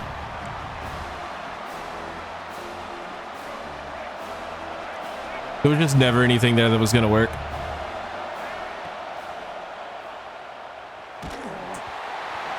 All right, well, let's kick a field goal. 3-0. Not bad, not bad. 3rd and 6. Let's do this, boys. Pretty good coverage, and it's going to be incomplete. We like it. 3-3. Still in the first quarter. This has been a really long first quarter. Gonna snap it to the running back. Thurmans can't get it. Where are we at on the field? We're on the 50. We're gonna go for it. I think we can get it. Keep it with Bryce. Burns, he does not get the first. All right, well, that's unfortunate. Looks like our defense is holding up relatively well on the subsequent drive, though. 3rd and 8, under 30 to go in the quarter. 30 seconds, that is. Swing out to the running back, and a big hit by LaMarcus Brown. Nothing there, and Georgia will punt right back. And now it's a 3rd and 20. Into the second quarter now, finally. Bring a little bit of a blitz here with, I think, is a corner blitz. Let's see who ends up going. It doesn't really matter, but we're going to try to get there. QB's going to step up. Gets 10 or 11. And it's another field goal. We're going to look to hopefully get a little bit more than a field goal on this drive. 3rd and 1. It's going to go to Sermons. It's a nice block. All right, we did the reach thing. I tried to just run through him with a truck stick, but it didn't really work. We do get the first down, though. Are we here to change the play? We can. Like where the linebackers are lined up, so we'll run the ball with Clements. It's 7. Good gain. Got a little bit banged up there. I don't like that. 2nd and 3. Juan Burns open enough. Can't hold on. I'm gonna need you to hold on to that, bud. Believe it or not, I kind of need you to catch the ball there. That'll do. Zamarian Lang, touchdown, and we take the lead. 10-3. Hell yeah. 10-6 now. I lied. It was 10-6 the whole time. 3rd and 4. Slot receiver motions behind the QB, and we get to him. Very rare sack. Who the hell was that? I don't know, but Aaron Noland is the Georgia QB. Who made that play? I want to say newbie, fucking whatever his first name is. Yup. Damn it. Why can I not think of my players' names? I don't know what that noise was. Elijah Newby with a huge play. It became principal at some point. It's just like I gotta fucking figure it out. And he deserves a shout out for actually making a play. We don't get a whole lot of plays made. Go there. It's going to be Contosis, I believe. Nope. Lang again. No, actually, Kenyon Bridges getting on the field and making a play. Did not have that on my fucking bingo card. Go to the running back. Sermons does have a battering ram now. That's pretty fun. Got that shit up to silver because apparently you only need 4 points to upgrade to silver, and we had, you guessed it, 4 points to spend. Go to Clement out of the backfield. He makes a man miss and gets out of bounds. Dante Clements, nice play.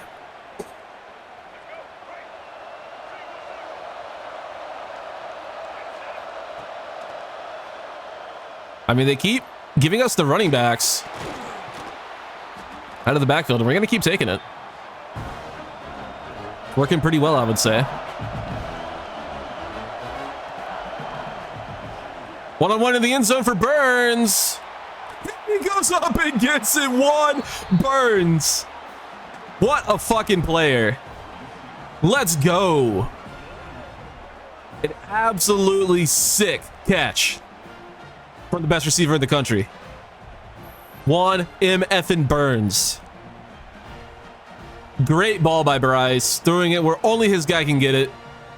And you just gotta throw a jump ball every now and then. What a player Juan Burns is.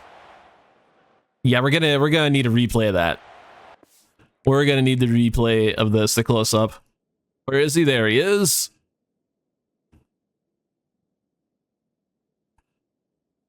Just goes up and plucks it out of the air. What a catch.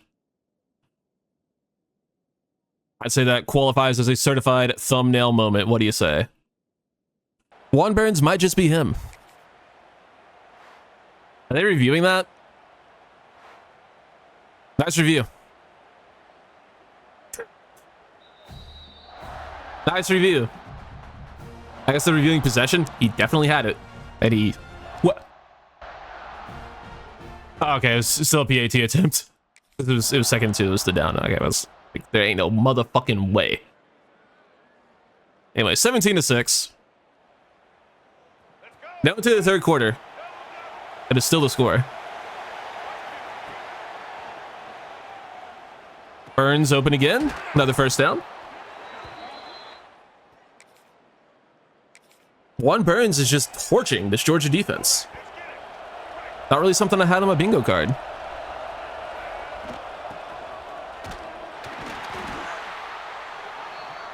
Decent gain there. Not bad. Oh, I called the wrong play. Oh, I didn't. And it Burns on the bubble screen. And Juan Burns, another touchdown. What a beautiful play that was. Just nice and simple. Not even an RPO version, just a regular old bubble screen. 24-13 as Georgia does answer. Are they going to be going for it on a 4th and 5? From midfield-ish.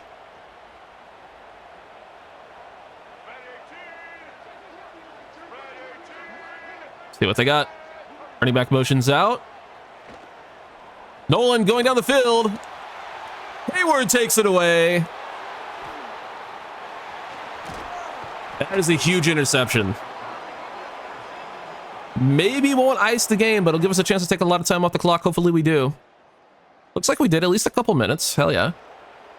Let's take even more off the clock going into true clock mode here in the red zone. Ball's going to go to the running back, Thurmans. He's not having his best game, just 10 for 20. That's all right, though.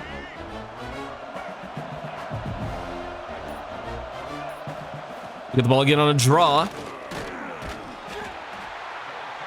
Not really a whole lot there, unfortunately. But we did take about three plus minutes off the clock. Burns makes the catch. Down to the 1. I think we go for it, obviously.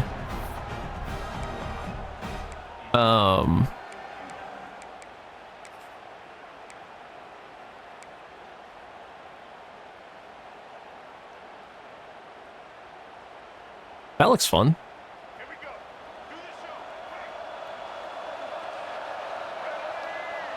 Fourth and goal. Was running in with Bryce. No. Okay, it was worth a shot. Worst case scenario there, we give them the ball in the 1. I guess in that instance, there could have been worse cases, but I don't hate the idea.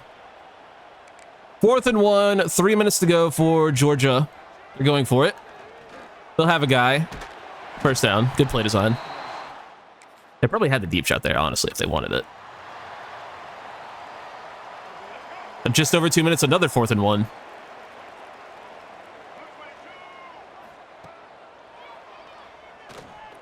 Ball is out and completes. Okay. They only get a field goal. 24-16. Gonna need a first down here to end it, though. And we have not really been able to run the ball too well, at least not with Thurmans. It's a decent game there. We get more of that, we might be okay. But that's asking a lot right now. I think it's more of an O-line issue than a Taekwon Thurmans issue, because he's a freak. Our offensive line is freakishly bad. 3rd and 4, we're gonna keep it on the ground.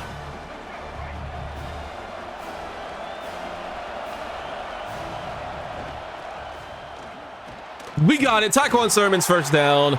Georgia calls their final timeout, and that dude is dancing for no reason because your UCF Knights have come into Athens and beaten the Bulldogs in a top 5 matchup.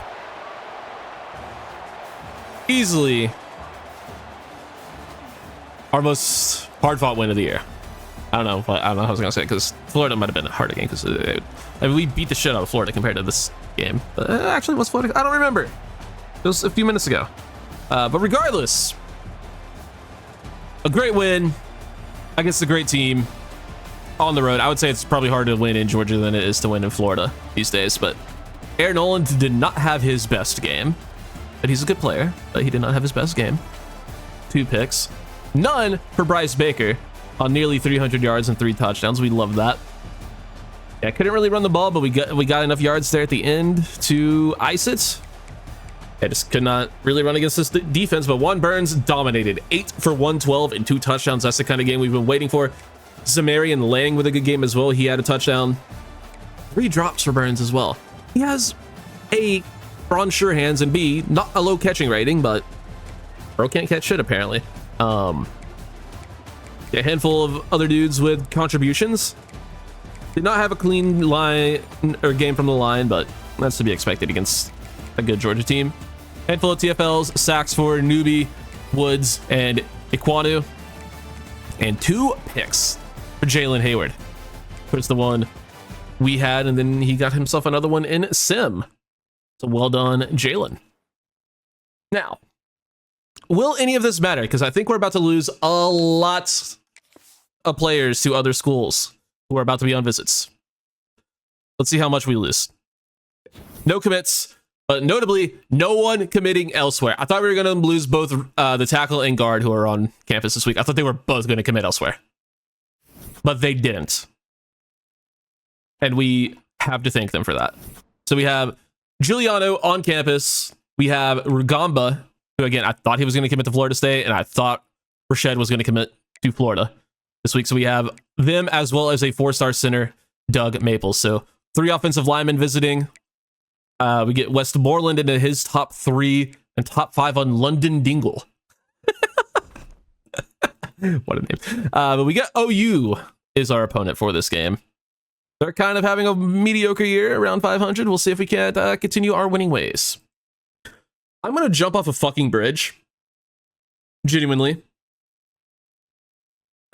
Oh my God. I just recorded genuinely the best game our defense has ever played against OU.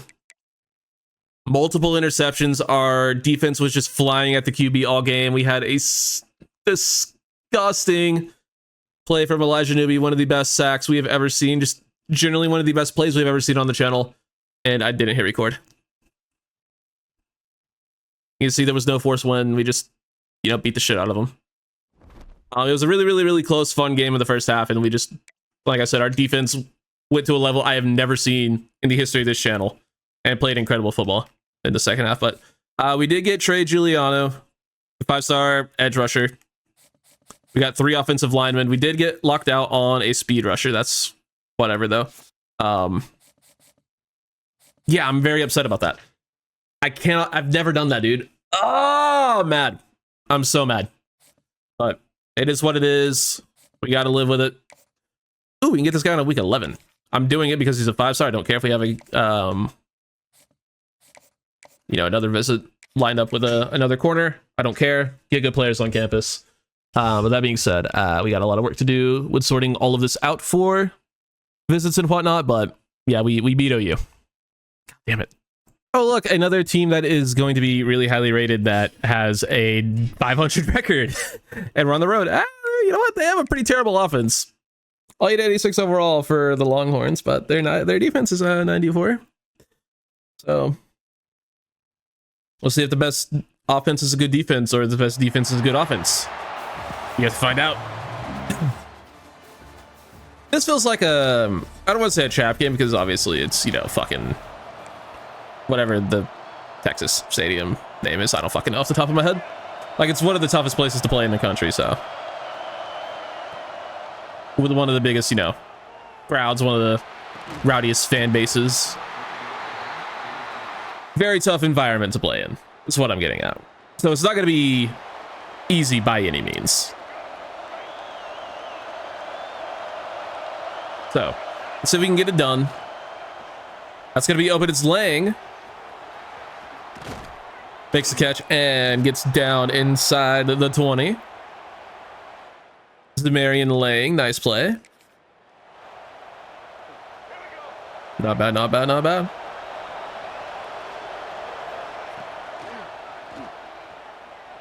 Get it out to Burns. We'll take 5. How about a run here on 2nd and short? Well, 2nd and 5. Good blocking. Sermons, first down. I am actually recording this time. Man, we had a couple of gigantic runs from Sermons in that game too. I'm so mad we didn't get that last game. Oh well. I'm surprised it doesn't happen more. But there's a good run. Tyquan Sermons touchdown. I'm so annoyed, man. It was genuinely the best game I've ever seen one of our teams play on defense, by far. We'll never get another performance like that. Unless... Okay, maybe we will, because we're flying all over the field. That's what it looked like, but it was like every fucking play. Because we had so many defensive moments. And we were playing well in all of them. It was great. It was like I said, genuinely the best I have ever seen one of our defenses play. In any series. It was awesome. And then we, get more of that. I mean, all right. George McIntyre, the Texas QB. Tennessee commit in real life. Probably going to be their starting QB next year. Oh my God, we stopped the fucking QB sneak. Murad Watson, former Longhorn, making the play. 4th and goal. Oh, I timed that perfectly, but I didn't commit. LaMarcus Brown, nice TFL. And I guess that's the end of the moment. Sure, all right. 3rd and 4, somehow they didn't get a field goal out of that. All right. Must have gone for it and not gotten it. Yanni Contosis. First down. Apologies for your furniture. Cool ass name, but it's a funny joke. Oh. Yeah, that wasn't great. Zina Umeazulu. Nice play. Another portal warrior, but I guess he decided to stay at Texas and miss them. Juan Burns touchdown. Let's go. He unfortunately reached the 90 overall club. I upgraded his IQ, his elusiveness, which was super low. And I took him up 1 overall, so hopefully he decides to not go pro after hitting 90 overall. He probably will though, which sucks. That's a drop. I really hope he doesn't, because I would like to get 1 year with him as like a 95, 96.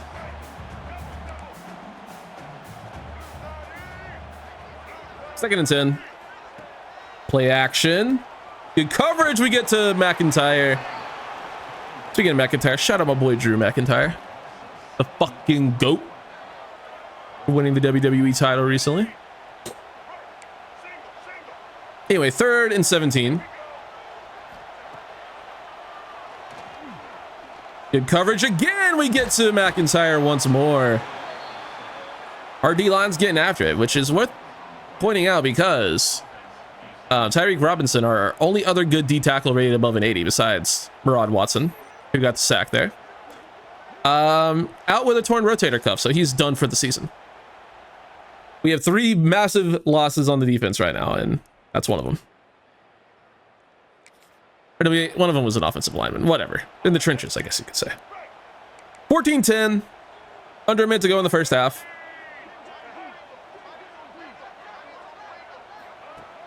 Receiver motions across the field.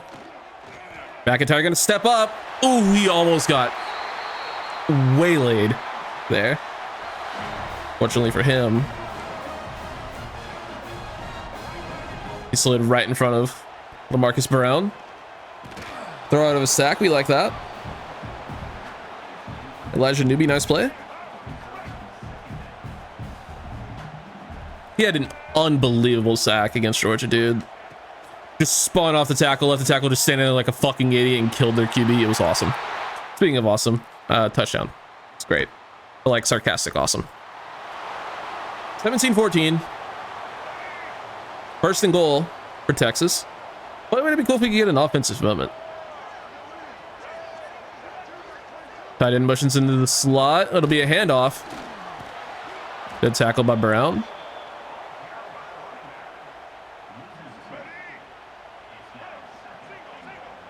Split backfield.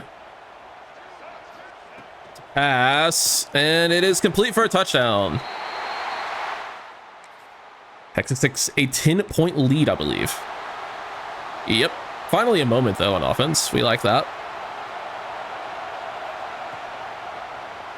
Burns, good route. Kind of a bad throw. I mean, it's a huge gain, but there's a world there that's a touchdown with a better throw. We do score, though. 21-24. 3rd and 12, we're bringing heat. I've discovered that our team plays well on blitzes, so we're going to continue to do it.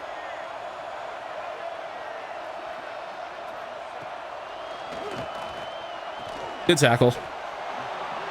4th and 5 should lead to a punt, and it did. The start of the 4th quarter, all on the 47-yard line. It's 3rd and 5.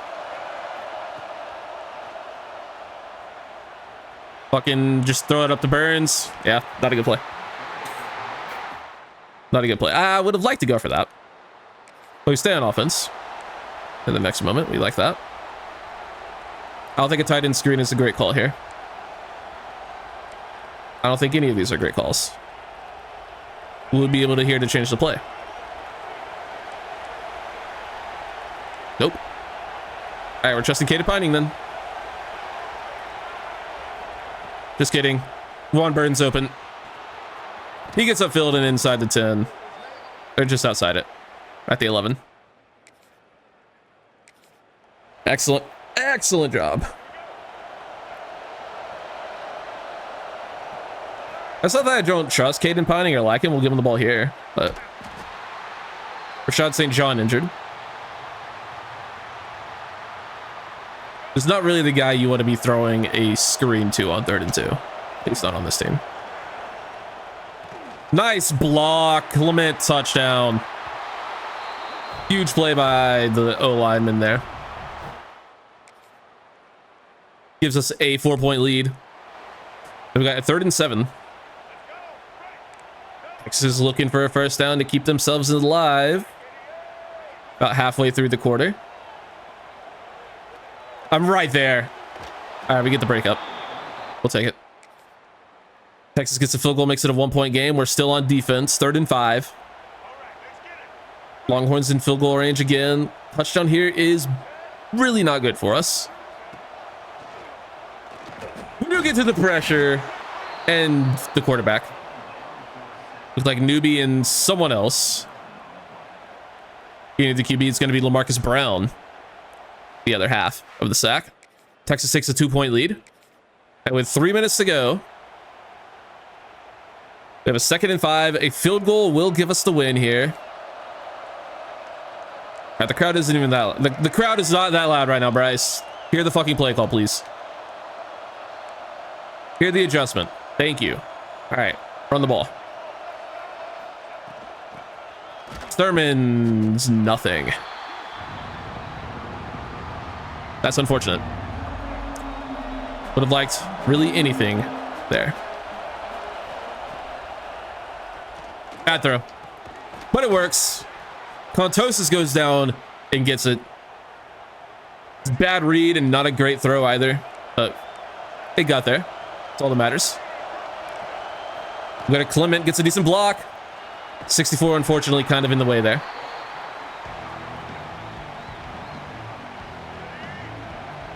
Back up center. Put St. John out. We'll get it to Pining for a first down.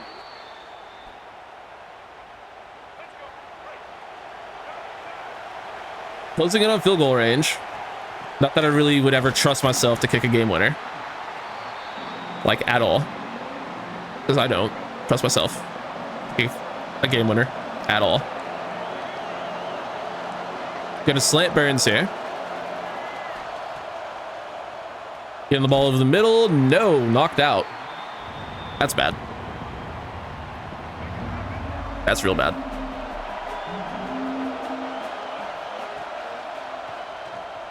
Fuck it. Shit. I think we got to kick it. I'm gonna be a coward and let the computer do it. We got it. Huge. And I punched myself a play. Never mind. I was gonna play the third down, but we never got a third down chance to play. Texas scores. It's a 2-point game. Field goal once again wins it. That's open. Lang out of bounds after nearly 10 yards. That took a lot of time off the clock.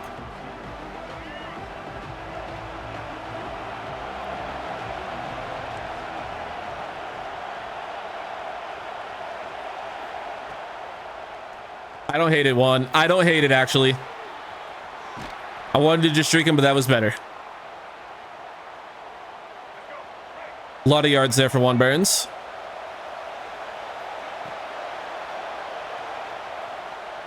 B was so open, man. Lang was so open. Oh, that's tragic. He was uncovered. As we throw again, Lang makes the catch. Gotta call a timeout there. I don't know who you think we have at kicker, but I would not call this field goal range.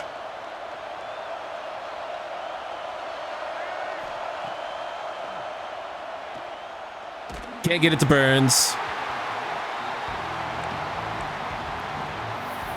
I want a few more yards here.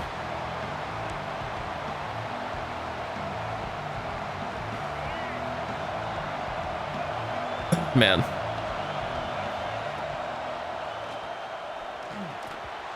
Ball's knocked out. I think we kind of just got to kick it 50-yarder. I'll do it. They're going to ice us.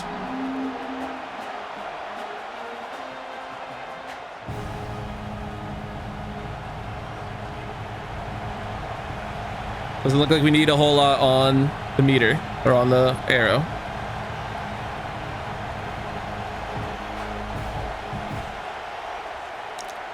Fuck.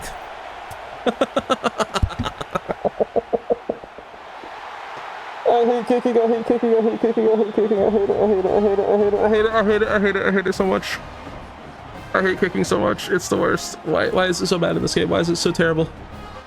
Kicking is the worst. It's so bad. I hate my life. I hate my life. I hate my life. I hate kicking. I hate everything. I want to jump off a bridge and I wanted to drink bleach. I don't know. There's a lot I want to do right now. But going back in time and learning how to kick might be one of the things. McIntyre with a really good game. Pretty good game from Bryce. Thurman's was solid. Baker was really good on the ground. Burns with one of his best games. Over 100 for Lang. Touchdown for Clement. Our best offensive lineman gave up 2 sacks. I don't love that. 4 TFLs and 2 sacks for Murad Watson in his revenge game. 1.5 for Elijah Newby. Half for Lamarcus Brown. No picks. Oh, man. Texas wins 33-31. Damn it. Oh, man. That is a tough loss. Obviously, against a solid team, but you never want to be losing to an unranked school. Recruiting battles, we do lose Lionel Adai.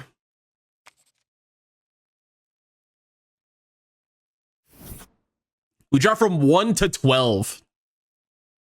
Of the 11 teams ahead of us, how many do you think have 1 or fewer losses? I'm gonna guess 0. I'll say 1 or 2. Got a bunch of dudes visiting, including Adai, who is, well, a wasted visit at this point. It's going to be against number 18 Pitt, who is right behind us despite having 3 losses. Let's just take a look at how many teams. Florida, who he beats. Florida State. USC is undefeated. Okay. There's a few one-loss teams ahead of us. It's not as bad as I thought it would be. But dropping this much after 1 loss is ridiculous. Absolutely ridiculous. Whatever, dude. Game is bad. Okay, so this is our big out of conference game that we have scheduled. It's against the Pitt Panthers, who've been a consistent playoff team in this dynasty mode, and they have a pretty good defense. Their offense is not so good. Does this look familiar to last week when we played Texas, who had a mediocre rated offense and a higher rated defense? Now, the difference is, of course, we were on the road for the last game, and we are in front of our adoring home crowd this week, so I don't know. We'll play better today, I'm sure. I'm sure this will definitely go at least slightly better than the Texas game. I still can't believe we dropped all the way to 12 after one loss. That is crazy. Because I want to make the playoffs, obviously. We are, this is year, what, 4 or 5? Yeah, this is year 4, and we haven't made the playoffs yet. That's crazy for one of my dynasties. Now, typically we make, you know, might have a little bit of trouble making the national championship or winning the natty. But year 4 to not even have been in the playoffs is a little bit wild for, especially a power 4 team. Throw the ball down to the sideline. We get a flag. And it's deserved for wearing a fucking wide receiver, or for a corner wearing the quarterback thing, wristband, and no gloves. Like, what kind of fucking psychopathic gear is that? That's a little DPI. We love that. Get a ball to Sermons. Takes a huge hit. Ends up losing a couple yards there. Unfortunate. But did get a little battering ram going there. We'll go to Juan Burns. He gets most of it back. 11 on 2nd and 12. This could be a touchdown if the blocking holds up ball. Sermons gets it. Unfortunately, they had a guy fly into backfield there. We're just going to run the same play. Let's see. We should be able to pick up the first. We did. A little bit more difficult than it needed to be, but we got it.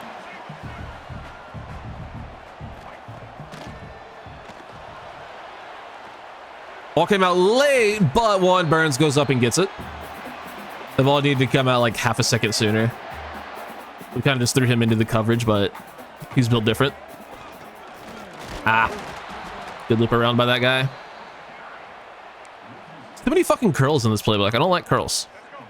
They're just begging for interceptions, but we're going to potentially throw one here. We'll actually go to the flat. All right. Zamarian Ling with one of the worst drops you will ever see.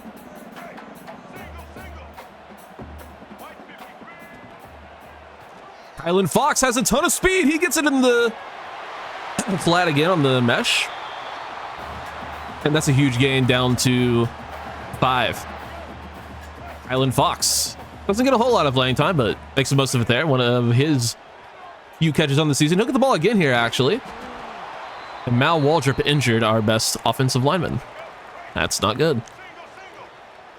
Rashad St. John back in at center is good news because, well, we don't have great depth there. But that is a touchdown for Juan Burns. To continue the yap sesh. 4th and inches call from the 43. Is that Bryce Underwood at QB for Pitt? I knew he's in the portal because we couldn't recruit him. Looks like it. And drop back and pass on the slant and complete it for the first down. Okay. 3rd and 10. I just thought of a diabolical potential outcome for the Panthers. Because they're not giving Bryce Young an extension. And he's going to his 4th year next year, and then he has a 5th year option. So in 2 years. Which is when Bryce Underwood will be draft eligible. Imagine you go from Bryce to Bryce. That'd be crazy. I guess also be when Bryce Baker is draft eligible. Really makes you think. Anyway, we're getting picked apart right now.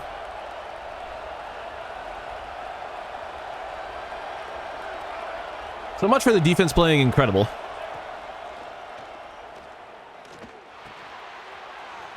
Pass once again complete down to the 1. I bumped the shit out of my microphone. My bad.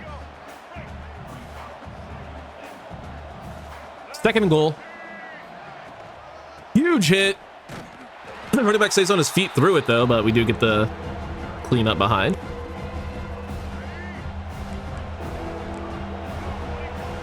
Third and goal.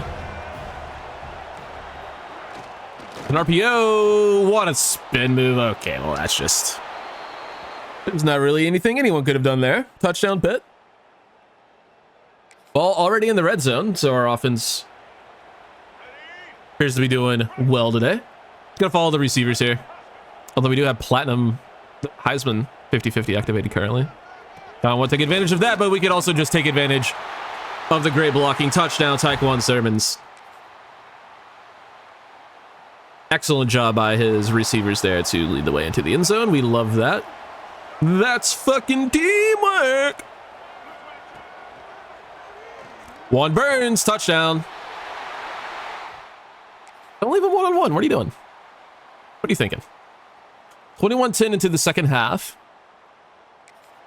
We get another offensive moment. It's 3rd and 7 from midfield-ish. I would consider this 4-down territory based on where they're lining up because they're kind of giving us a lot of yards here. I'm assuming we'll get a good carry. We don't even need 4th down, 1st down. Dante Clements. Let's go.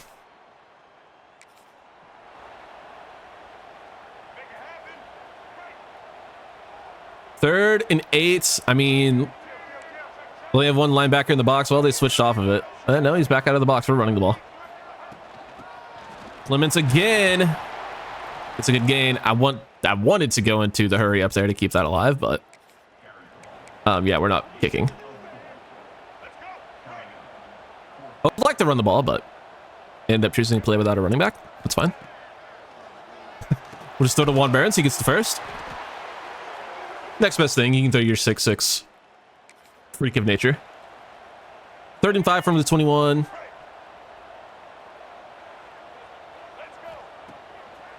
Burns, good route. 1st down.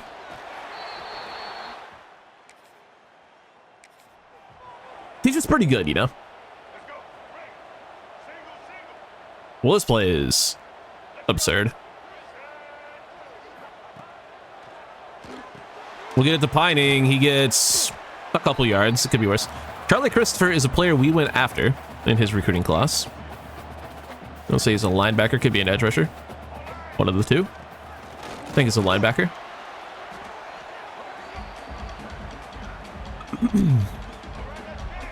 Third and 5.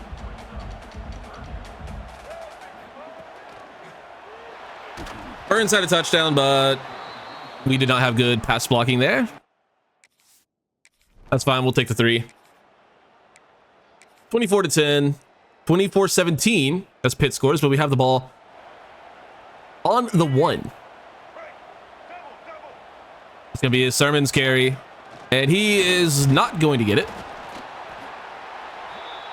Just 10 for 33 for him today. A lot of those came on that touchdown run earlier. Like 15-16 it felt like. We'll give him another look at it here. And he will get the job done this time. Touchdown, Taekwon Sermons. Extends it to a 2-possession game. 3 minutes to go. It is now a 1-possession game, and we are on defense. 1st and 10. How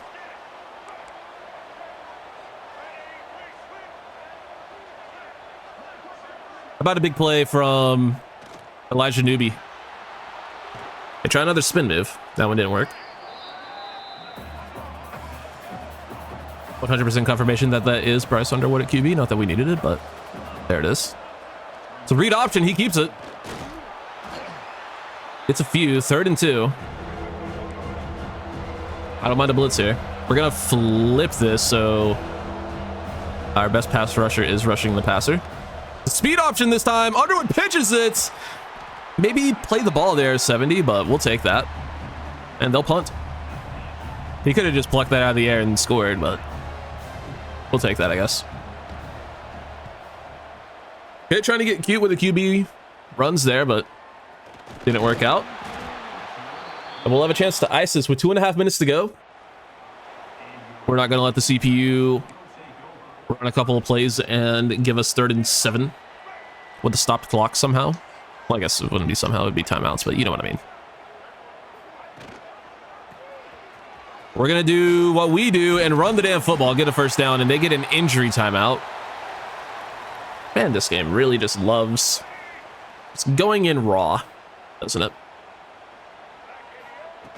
Buy me dinner first. Should it be their second timeout?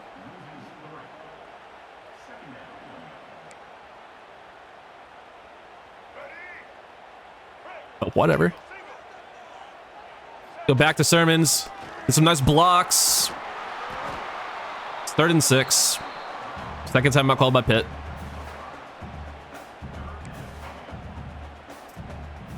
And I got to throw for it here.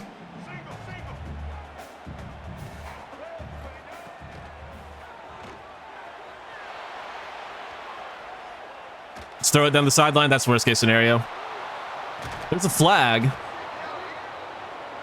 What is it? This could be big. Pass interference. Defense. You love to see it, you fucking idiots. Fortunately, Michael O'Connell got injured twice on that play. Starting left tackle. It'd be really cool if my offensive line wasn't dead. Thurman's another good run. And that's the final timeout called by Pitt. Go to Bellamy.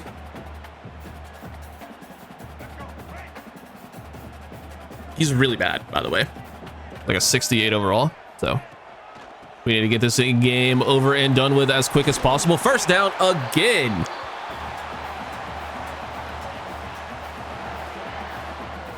That time, Clements. Not falling for the bait.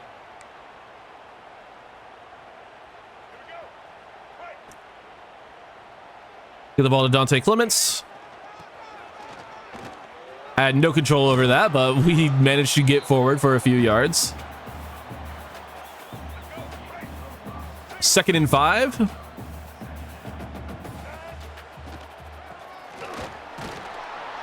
Just a couple of yards there. 3rd and 2. Not kneeling the ball because this is a broken video game. That doesn't like to work. Dante Clement, first down. There's your ball game.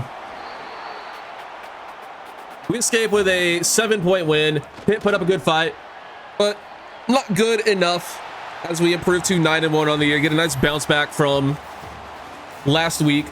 They gave us a little bit of a scare there. We did not play great in the second half.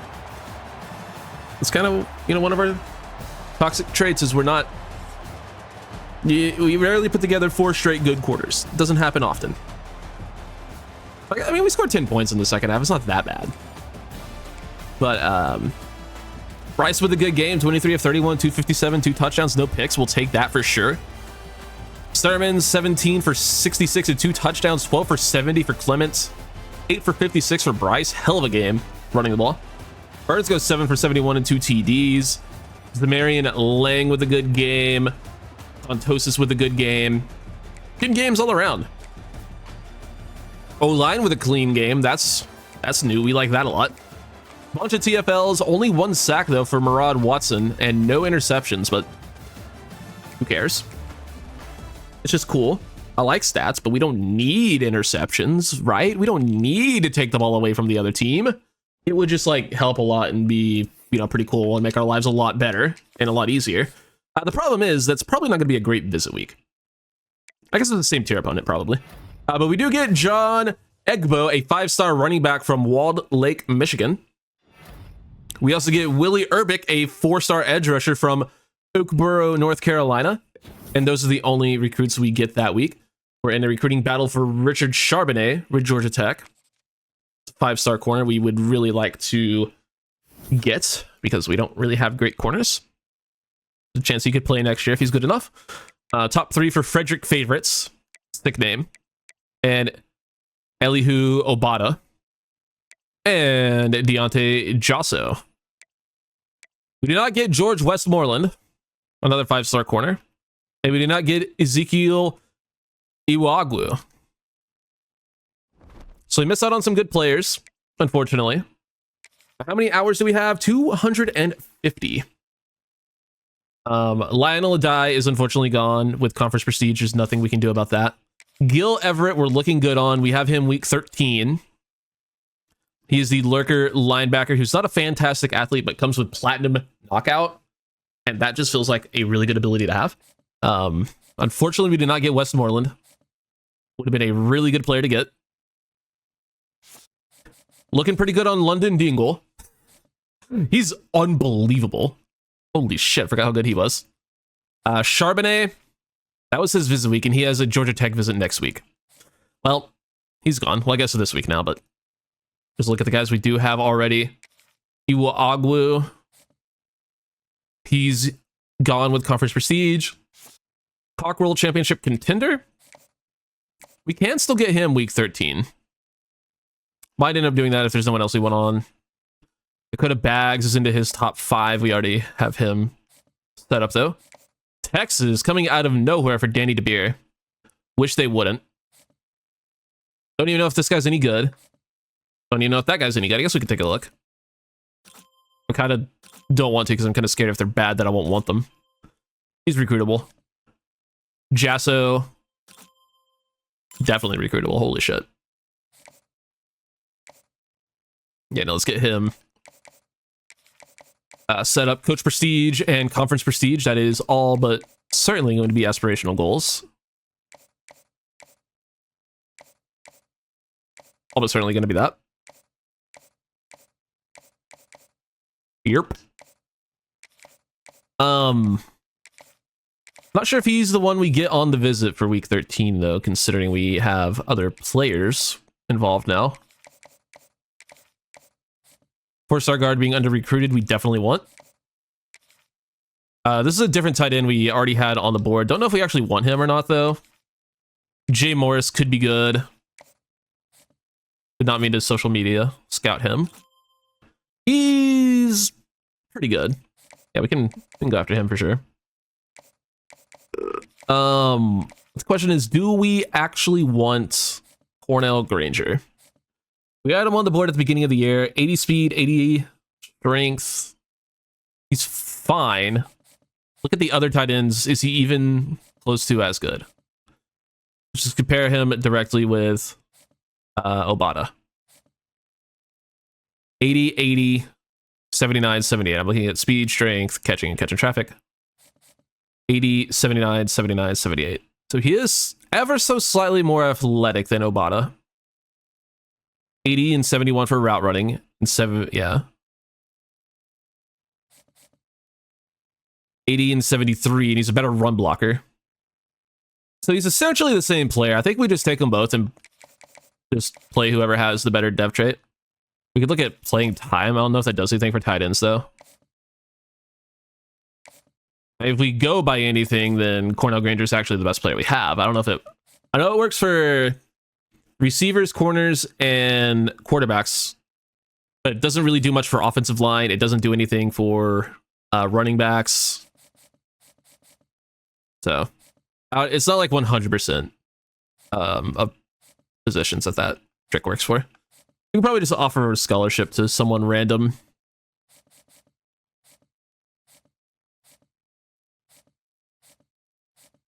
Could go after just like a random athlete dual threat. Just try to get the best one again. We can probably do that. 3-star QB and come into athlete and just take whichever one has the highest playing time grade. Like I was saying, it does work for them. It is not going to be Jesse Chosen. It's not Dugan's here. Should probably just wait to take him off. C++, C++, D, D, D, D. So it's going to be one of the C++. Kitchings or Clap. I wonder if theirs will go up if we take other guys off.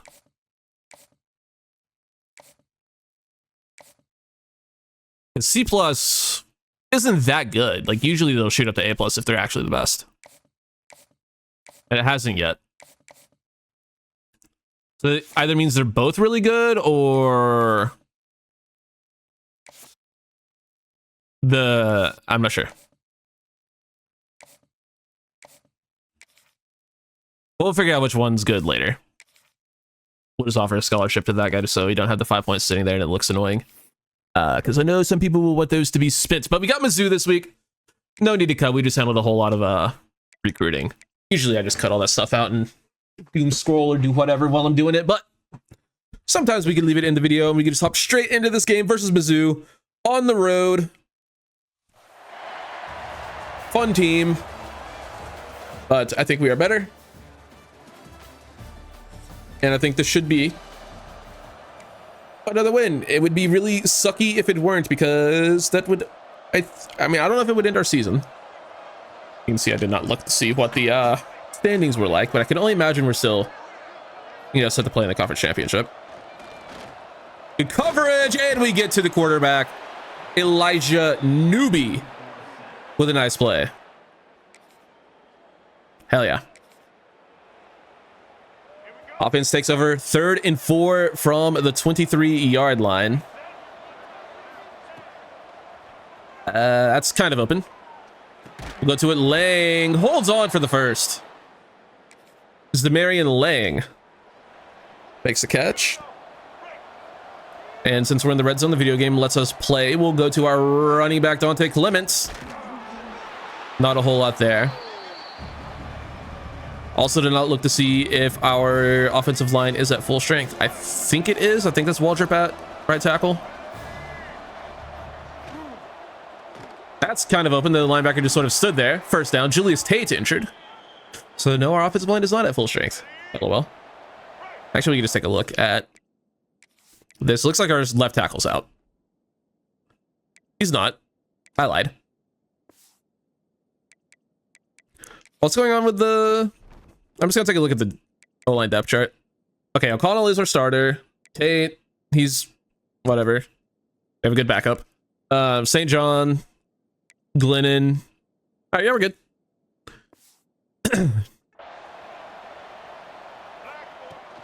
Give the ball to Sermons. Gets a couple.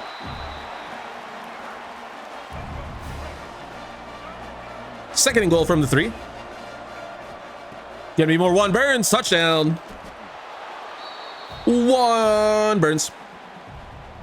He's so good, dude. 7-0, ball back in the red zone. Let's just come out here, put this game away quick. Let's just not make this one close. Let's do our damn job as one of the best teams in the country. And play like it. Pining makes the grab.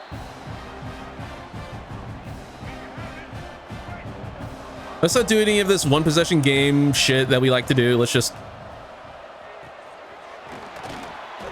get in, get the job done early, go home and have some ice cream, or go back to the hotel and chill. You know, we're the better team. Let's play like it for once. Ooh, that's a good way to do it. Sermons takes the big hit.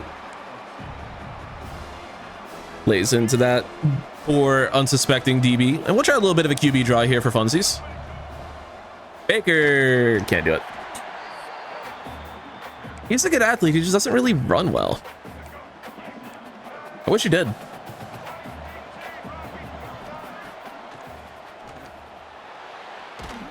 Tried to escape there, but ended up losing a shit ton of yards. Elijah Groves, nice play. We'll kick the field goal, go up 10-0. And that's a field goal try for Mizzou. They're probably not going to miss, but they might. Since they're probably not going to. It's home team, but it'd be really funny if they did. Miss it, idiot. He didn't. Unfortunate.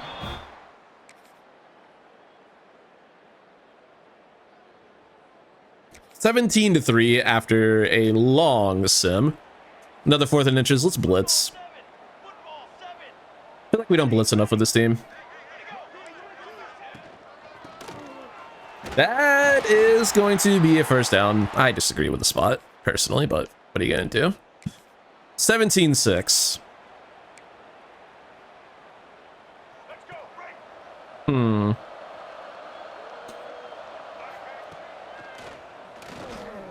Lang has maybe a little bit of separation. No. He did for like half a second, but wasn't able to maintain it, unfortunately.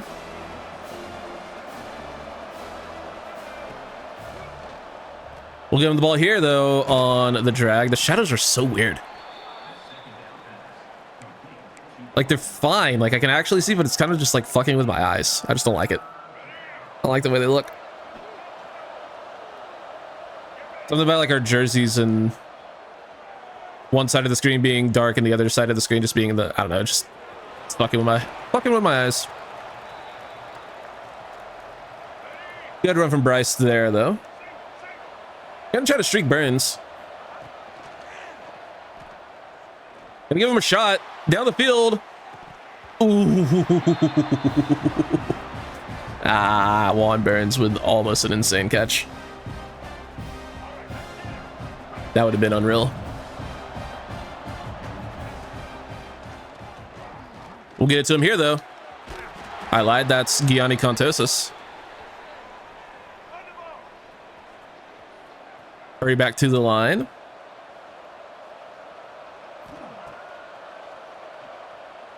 Burns gets separated there. Tries to hurdle him in. Oh my god, he caught him in midair. 5 for 129 for Juan Burns. Should have had a little bit more. Would have caught that touchdown. Bridges and Rollerson in the game.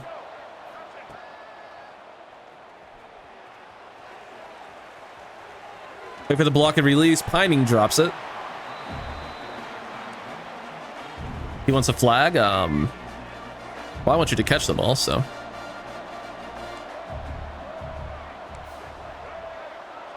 Put Burns on a cross.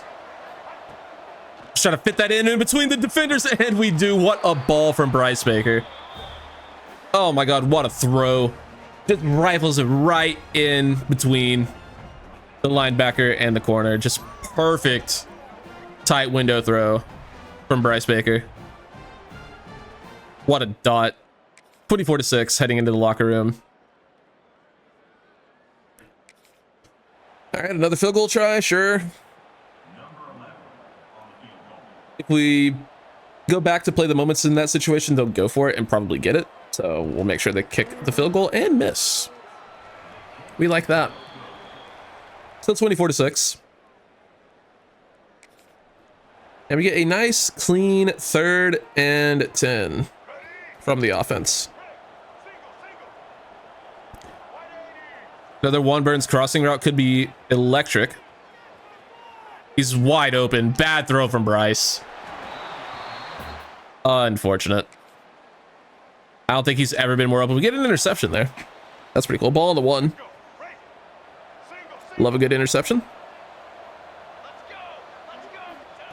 Direct snap to Sermons for the TD. Hell yeah. 4th and 19.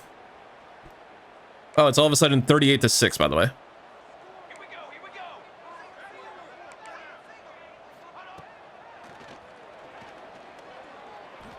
Going deep, one-on-one. Oh my god. Okay. I want that to happen for us. That was insane. Pass commit here. 4th and 6 from the 7-yard line. Was he looking to make it a like 3-possession game or something? I don't fucking know the math on that. I think it'd be a 4-possession game technically. I guess if they, it would have been 24, so they could have gotten could have been a 3-possession game with 2-point conversions is what I'm trying to say. So Marion Lang uncovered. First down with like 20 seconds left. Yeah, no, the game's over. And we get a nice road win in one of our final games of the season, 38-6. Little bit of a belt to ass moment there. Sorry it had to be you, Mizzou, but it had to be someone. Couple of interceptions for their QB. We like to see that. Bryce Baker with a very good game. 15 of 24, 240 yards, 3 touchdowns, no picks. Rushing Decent games all around. Thurman's with a TD. And Juan Burns with his best game of the season. 7 for 155 and 3 touchdowns.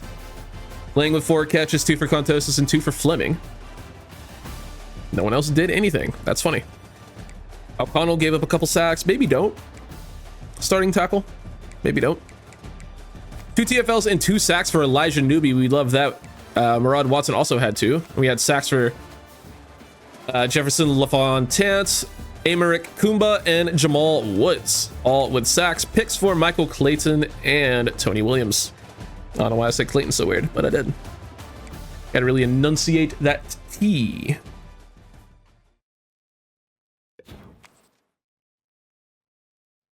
That's pretty funny. What do we get?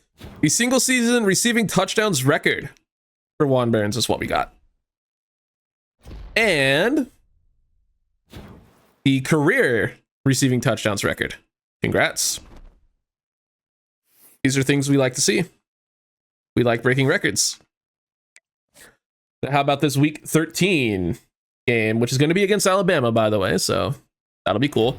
We do get Jason Cockrell, a 4-star DT from Irmo, South Carolina. And we get locked out on Richard Charbonnet. Cool. So, another recruiting class with no corners. That's 3 out of 4 years.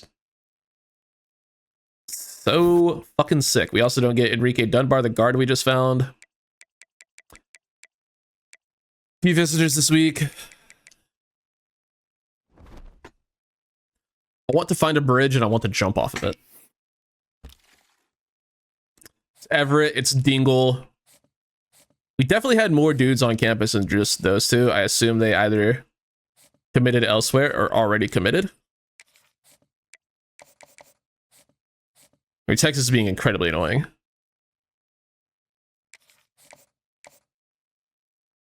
Elihu Obata, we do once.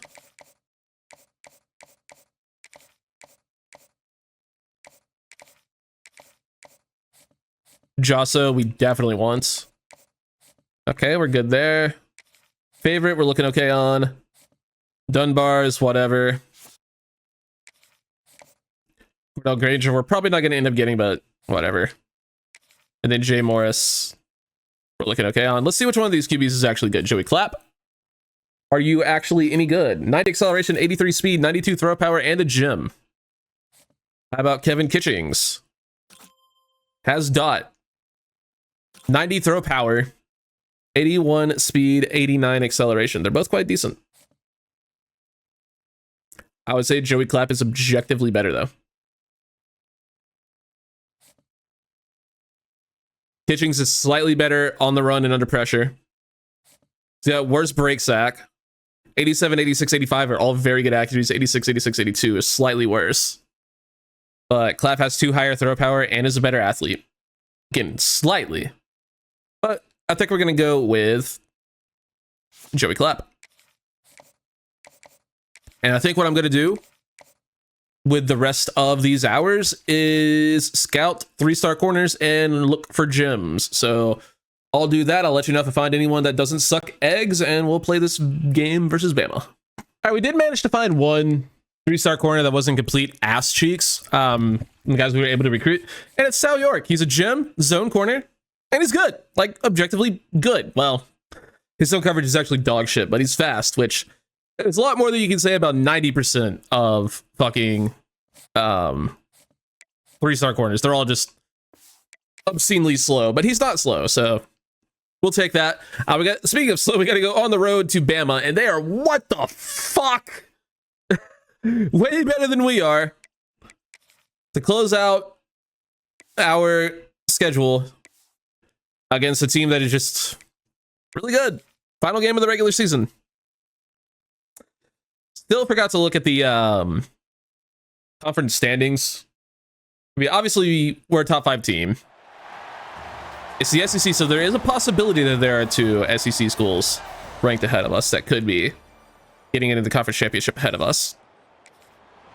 But we'll see. Obviously, we would much prefer to just play in it. and not have to fucking worry about this bullshit again. So let's just win.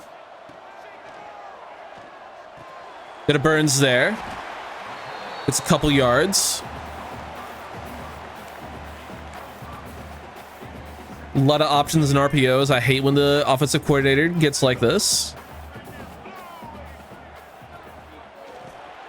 I've never had a tight end get bumped on these routes as much as Caden Pining. That's probably because he's, you know, just like a 80 overall and should be a tight end 2 or 3, like he's been his entire career, but he's forced to start for us. And he's not a great route runner, so that shit just happens to him. Speaking of dropping passes, Marion Lang drops a touchdown. All right. We'll just take a 3-point lead. Alabama marching down the field with authority. First and goal from the 8. Let's snap the ball and get maybe half a yard there. Enrique Gonzalez, nice play. Crashing down on the back.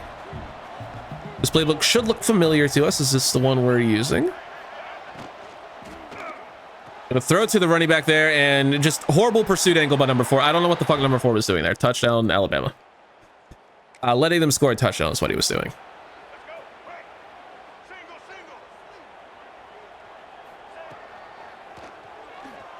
Go to Lang. He'll get the first.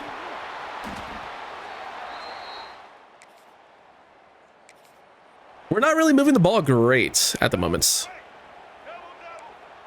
Too well, I should say.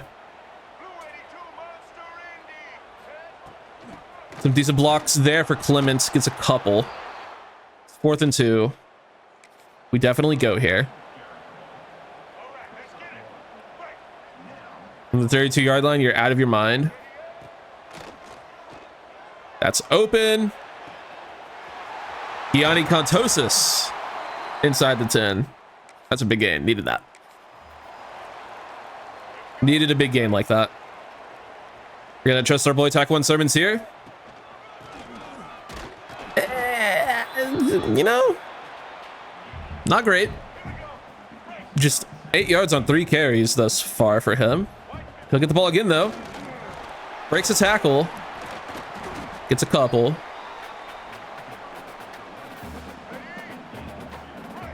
Okay. We're getting there. Burns slant touchdown. Let's go. 1 Burns. Put this back ahead. 10-7. That's open. Marion Lang first down. Should be red zone trip, so we should get the play. We do. Hell yeah. QB draw for Bryce Baker. What's the worst that could happen? Ball of 55.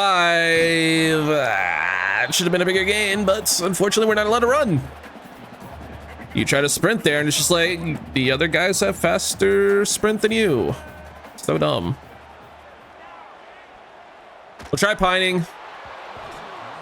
The other routes just took too long to develop. Thankfully, that just ends up being an incompletion. I thought RB was on the... And I didn't look at the fucking play design because I'm stupid. We're good though. We'll just take the 3. 13-7. A 3rd and 9 for Bama.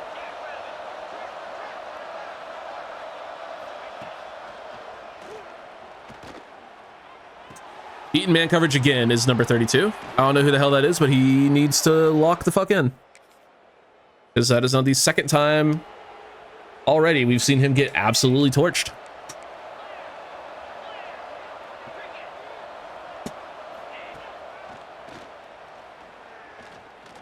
Throw underneath. Good tackle by Dalen Platt. My Spotify gave me a This Is Halloween cover, and it's pretty sick.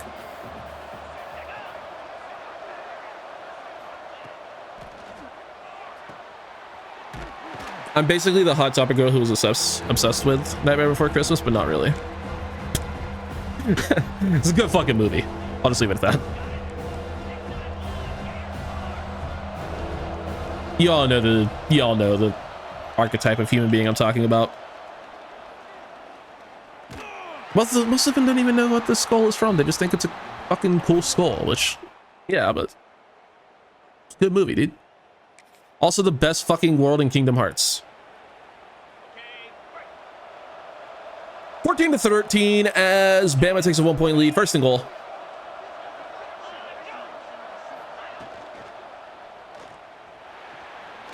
QB gonna take off and get into the end zone. Touchdown at Bama.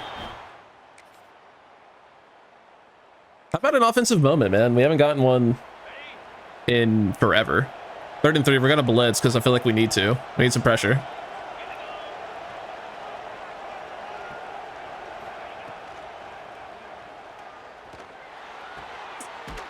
Beat again. 28-13. Finally an offensive moment in the 3rd quarter. Game's not over, but starting to feel like it might be.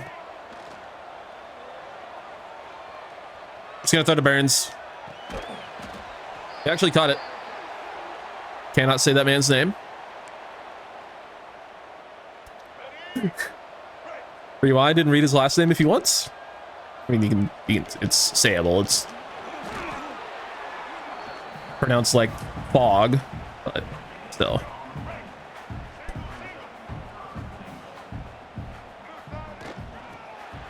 Clement touchdown. That'll help. It's an 8-point game, 3.5 minutes to go in the 3rd, so still plenty of time. Stacey Gage is the running back. Gonna try to throw for it here on 3rd and 2 then.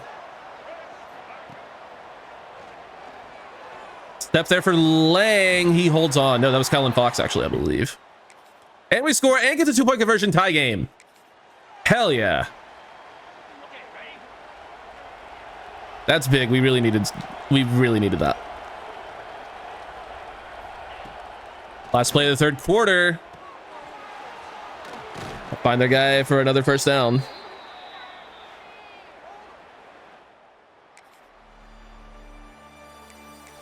(35-28). Got to get 6 yards here. Should be doable. Obviously 4-down territory. But hopefully we won't need it. Bryce Becker going to take off against man coverage. He'll get down to the 7-yard line. What a run from Bryce. Got a great block there from Juan Burns. Thought we would be able to take it to the end zone, but just not quite able to give us that much of a block, which is okay. He did more than enough. Along with, of course, Bryce Baker making a great play. We'll go to Clement out of the backfield. He'll get a couple.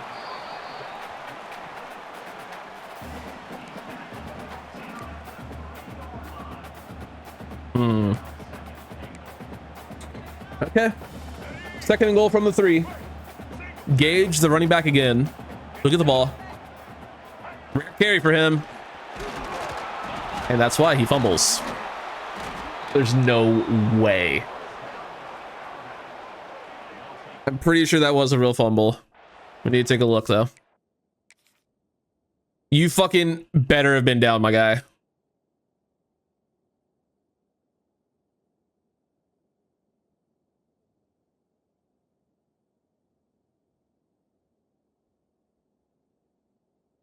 Oh, yeah, he's down. Okay. We're good. Challenge the shit out of that. It's not even close. All right, we're good. Get the ball back. 3rd and goal. Get out. Kylan Fox touchdown. Hell yeah. Kylan Fox with the big touchdown catch, which should hopefully tie the game after the PAT. And we have the ball back. 3rd and 10. Decent gain here, and I would consider going for it. Just really would do anything to not give Alabama the ball back, but unfortunately, not really anything we can do there.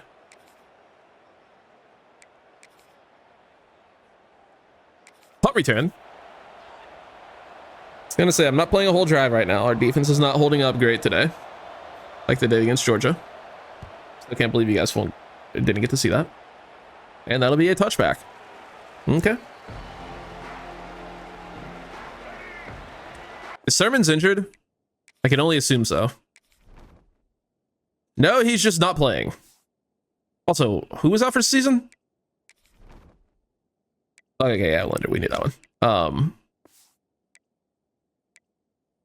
right, well, it's gonna be Stacey Gage then on first down. I'll take us to a 2-minute timeout. We can definitely take as much time as we want off the clock here. That was weird and annoying. 2nd and 6. I don't really want to run here, but we can is the thing.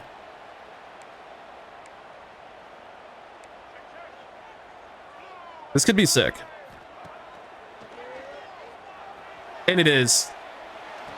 Bad throw. Piney goes up and gets it though out to midfield. Better throw, and that's maybe still going.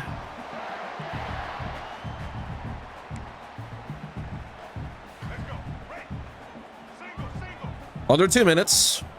Clock is running, which is what we want right now. Laying open over the middle of the field late is not what you want to be doing, but it works. So Marion Lane gets the catch. Crazy decision from Bryce Baker, but it worked out. He's got the type of arm that can make that throw nowadays. Stacey Gage gets a yard. Gonna need more than a yard there, bud. That Dante Clement can do. I would love to just flip this, but obviously their D-line will flip when we do that, but we just take it straight through that hole regardless. And a timeout called by Alabama. They're first. With my kicking track record, I don't know if I would consider this field goal range, so we are going to keep going. First down here would be gigantic. I don't like anything. Get out late. Tawan Burns for the catch. Now this I could say is pretty safely field goal range. I think we're pretty safely within it now. Now I have to just worry about getting too close. Stacey Gage gets the give. Gets a few. Gage, one of the last real life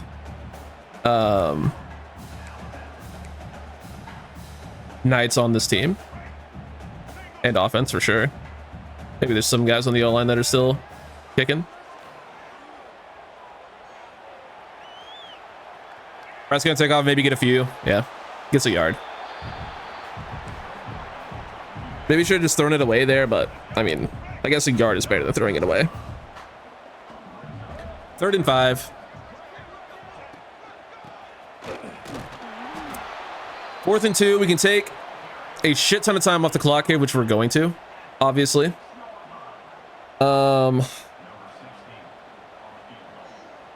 It's gonna leave Alabama with like 30-ish seconds. We're just gonna call a timeout. We're not gonna kick here, I don't think.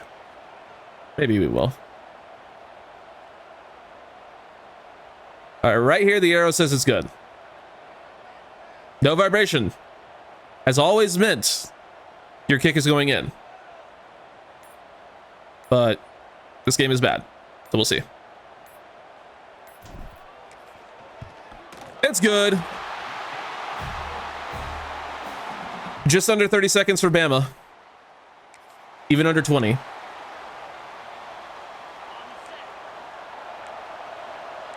Back up, pass commit, nothing over the top here.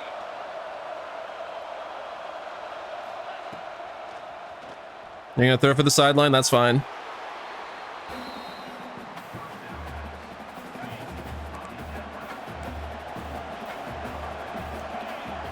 $16 seconds left. They do only need a field goal to tie the game, so maybe we don't give cushion here. QB gonna step up and throw. Incomplete.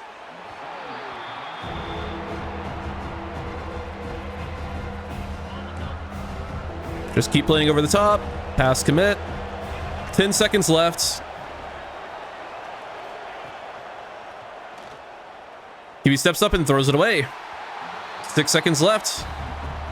Final play for Alabama. This is where we back up and give cushion. Because they essentially have to go to the end zone here. Could have maybe taken one more shot to the sideline, but it won't matter. Marad Watson gets to the QB, and that'll be your ball game. As your UCF Knights beat the Alabama Crimson Tide 38-35 in an absolute barn burner. Bryce Baker with one of his better games of the year, just under 350 yards, 3 touchdowns. He played some great football today. That's for darn tootin'. Respects. Bryce respects Bama. Shout out Bryce Young. Just as I can. There, I guess, because Bryce, Bama, yeah, you get it. Anyway, yeah, Baker did throw an interception, but a very, very solid game. Rushing, didn't really get a whole lot done. Baker had a couple of good runs, but Clement, 8 for 42 and a touchdown, 7 for 33 for Sermons, and he got knocked out of the game. I guess he just decided to take the rest of the day off. Not really sure what that was about. Gage was solid. Burns, 8 for 82 and a touchdown, 8 for 91 for Zamarian Lang, 7 for 73 for Caden Pining. Deontay Contosis with 4 catches and a touchdown. Touchdown for Kylan Fox. Sermons had a huge catch for 25 yards. Michael O'Connell gave up 2 sacks and got hurt. Don't love that. Julius Tate gave up a sack. Handful of TFLs. Sack for Marad Watson. The only one of the day was the game ender on the final play. And an interception for Tony Williams. He's had an awesome year. Shout out to him. Another real life UCF Knight. Shouts to him for playing well. And we finished the regular season 11-1. We can actually take a look at the conference standings. Might have been a good idea to do that a while ago, but we didn't. So yeah, we needed to win that game to guarantee our spot, even though I believe we did beat both Florida and Georgia. By believe, we definitely did. Georgia, of course, was a game you guys didn't see, and we beat Florida in, I want to say, week 5 or something like that. Week 7. Yeah. So, an 11-1 regular season in our first year in the SEC. I'd say it's a pretty good start to our tenure down yonder. And we do get a commit. It's going to be 4-star receiver from San Antonio, Danny DeBeer. Welcome.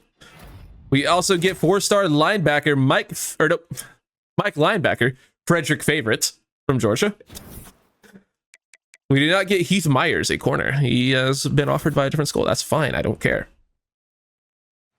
And we're facing Tennessee in the SEC championship. Number 6 versus number 3. That's pretty nifty. Let's go ahead and take a look at some of these other dudes. We're okay on London Dingle. It's going to be actually pretty tough there to win out. We should get Dakota Baggs. Obeda and Josso are looking okay. Granger we're probably not getting. He's just probably picking Georgia, and that's okay because we have the other 2 tight ends. He likes pro potential to go along with those 2 things. That's Gamer. Then for Jay Morris, we're finally in the first place on him. Joey Clapp, we can slap up to 50. And we'll also slap Sal York up to 50. That leaves us 250 hours to scout more 3-stars. Jordan Afa, 82 speed, you're not a corner. Eric Talbot, 85 speed, no thank you. Is what I meant when they're almost all insanely so. Tremaine Sisk. Ty Clark. Why would I want any of you on my team? That's the funny part. I don't want any of you on my team, so I think we're probably just gonna hold the rest of our points because I don't really see much of a point in adding anyone else. We had multiple linebackers, right? Yeah, we have an outside linebacker who's fine, and we are adding at least 1 really, really good 4-star. Should be getting a second here, even a 5-star, so yeah, I don't think we need to add more linebacker. So I think we'll just save the hours and the effort. Now the commit is going to be 4-star receiver from San Antonio, Dakota Baggs. Didn't realize both of those receivers were from San Antonio. That's funny. I am also from San Antonio. I was born there. Don't really know or remember anything about it, but I was born there. Yeah, Granger's basically just not going to end up here. That's fine. As long as we're still looking good on the other two tight ends, and we are, except for the fact that, well, we're worrying about fucking Tennessee with one of them. Dingle's being really fucking annoying. I don't think we're going to get him. Might have something to do with the fact that we're not fucking actually recruiting him properly. Might have something to do with that. How did that happen?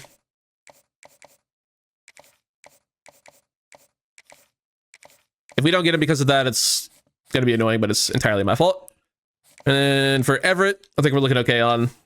We'll probably be good there. And as for our staff, I would like to keep both of them. We're going to extend Del McGee.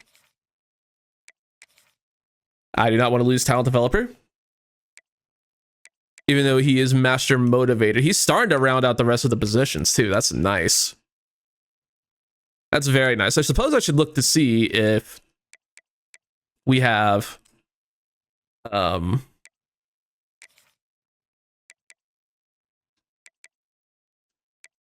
to spend. I haven't done that too much this season. Oh my god. We can get any quarterback we want with this guy. Holy shit. All right, let's go ahead and we'll take a look at that before we hop into this game versus Tennessee. SEC title game down in Atlanta. Should be a fun time. All right, SEC championship, boys. I would hope that on the, chance we lose this game, that we would still make the fucking playoffs finally. But with how this dynasty's gone to this point, that's not a fucking guarantee. Far from it, actually. So, with that, looming large, the fact that we haven't been in the playoffs yet, I think the only thing that we can logically do is just fucking win. So, we're just gonna fucking win. I've decided.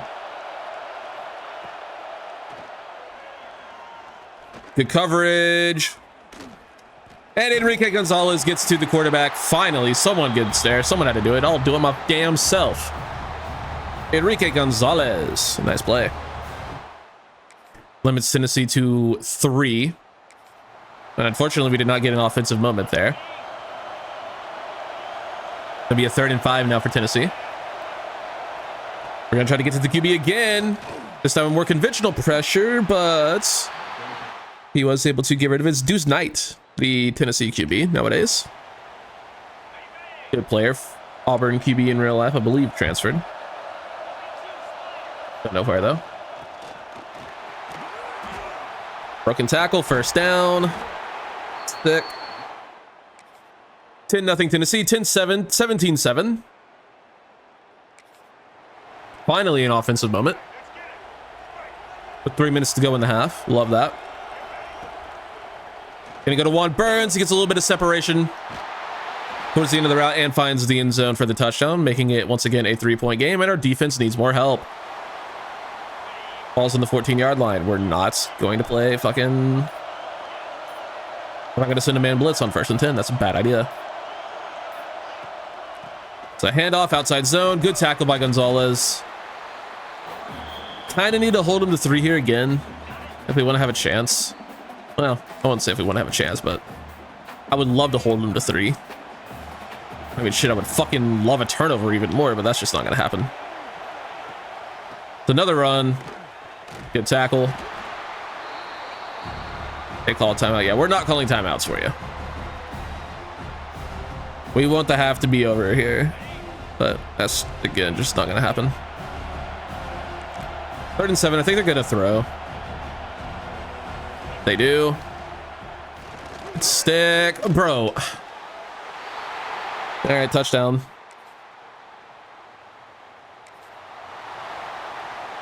$43-yarder.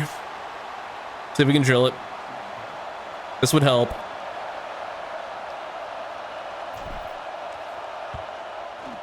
All right, we keep it a 1-possession game going into the locker room. I don't know if we get the ball at the start of the half or not. Looks like we might have. Can't tell. Either way, it's 3rd and 4. Still a 1-possession game. Need a touchdown on this drive. I'm calling this 4-down territory. They have no linebackers in the box for running the ball. Didn't matter if they weren't in the box because no one fucking blocked the guy flying in off the edge. Okay, cool. We tie the game at least. Fourth quarter, it's 3rd and 10. Tie game. Good job by the defense there holding up in that quarter. Burns absolutely murders off the slant. Crazy burst off the line there. That was insane. They just had absolutely no chance. That was crazy. We'll try running the ball here again. Taekwon Sermons finds a little bit of a gap and gets a few yards. Pretty good.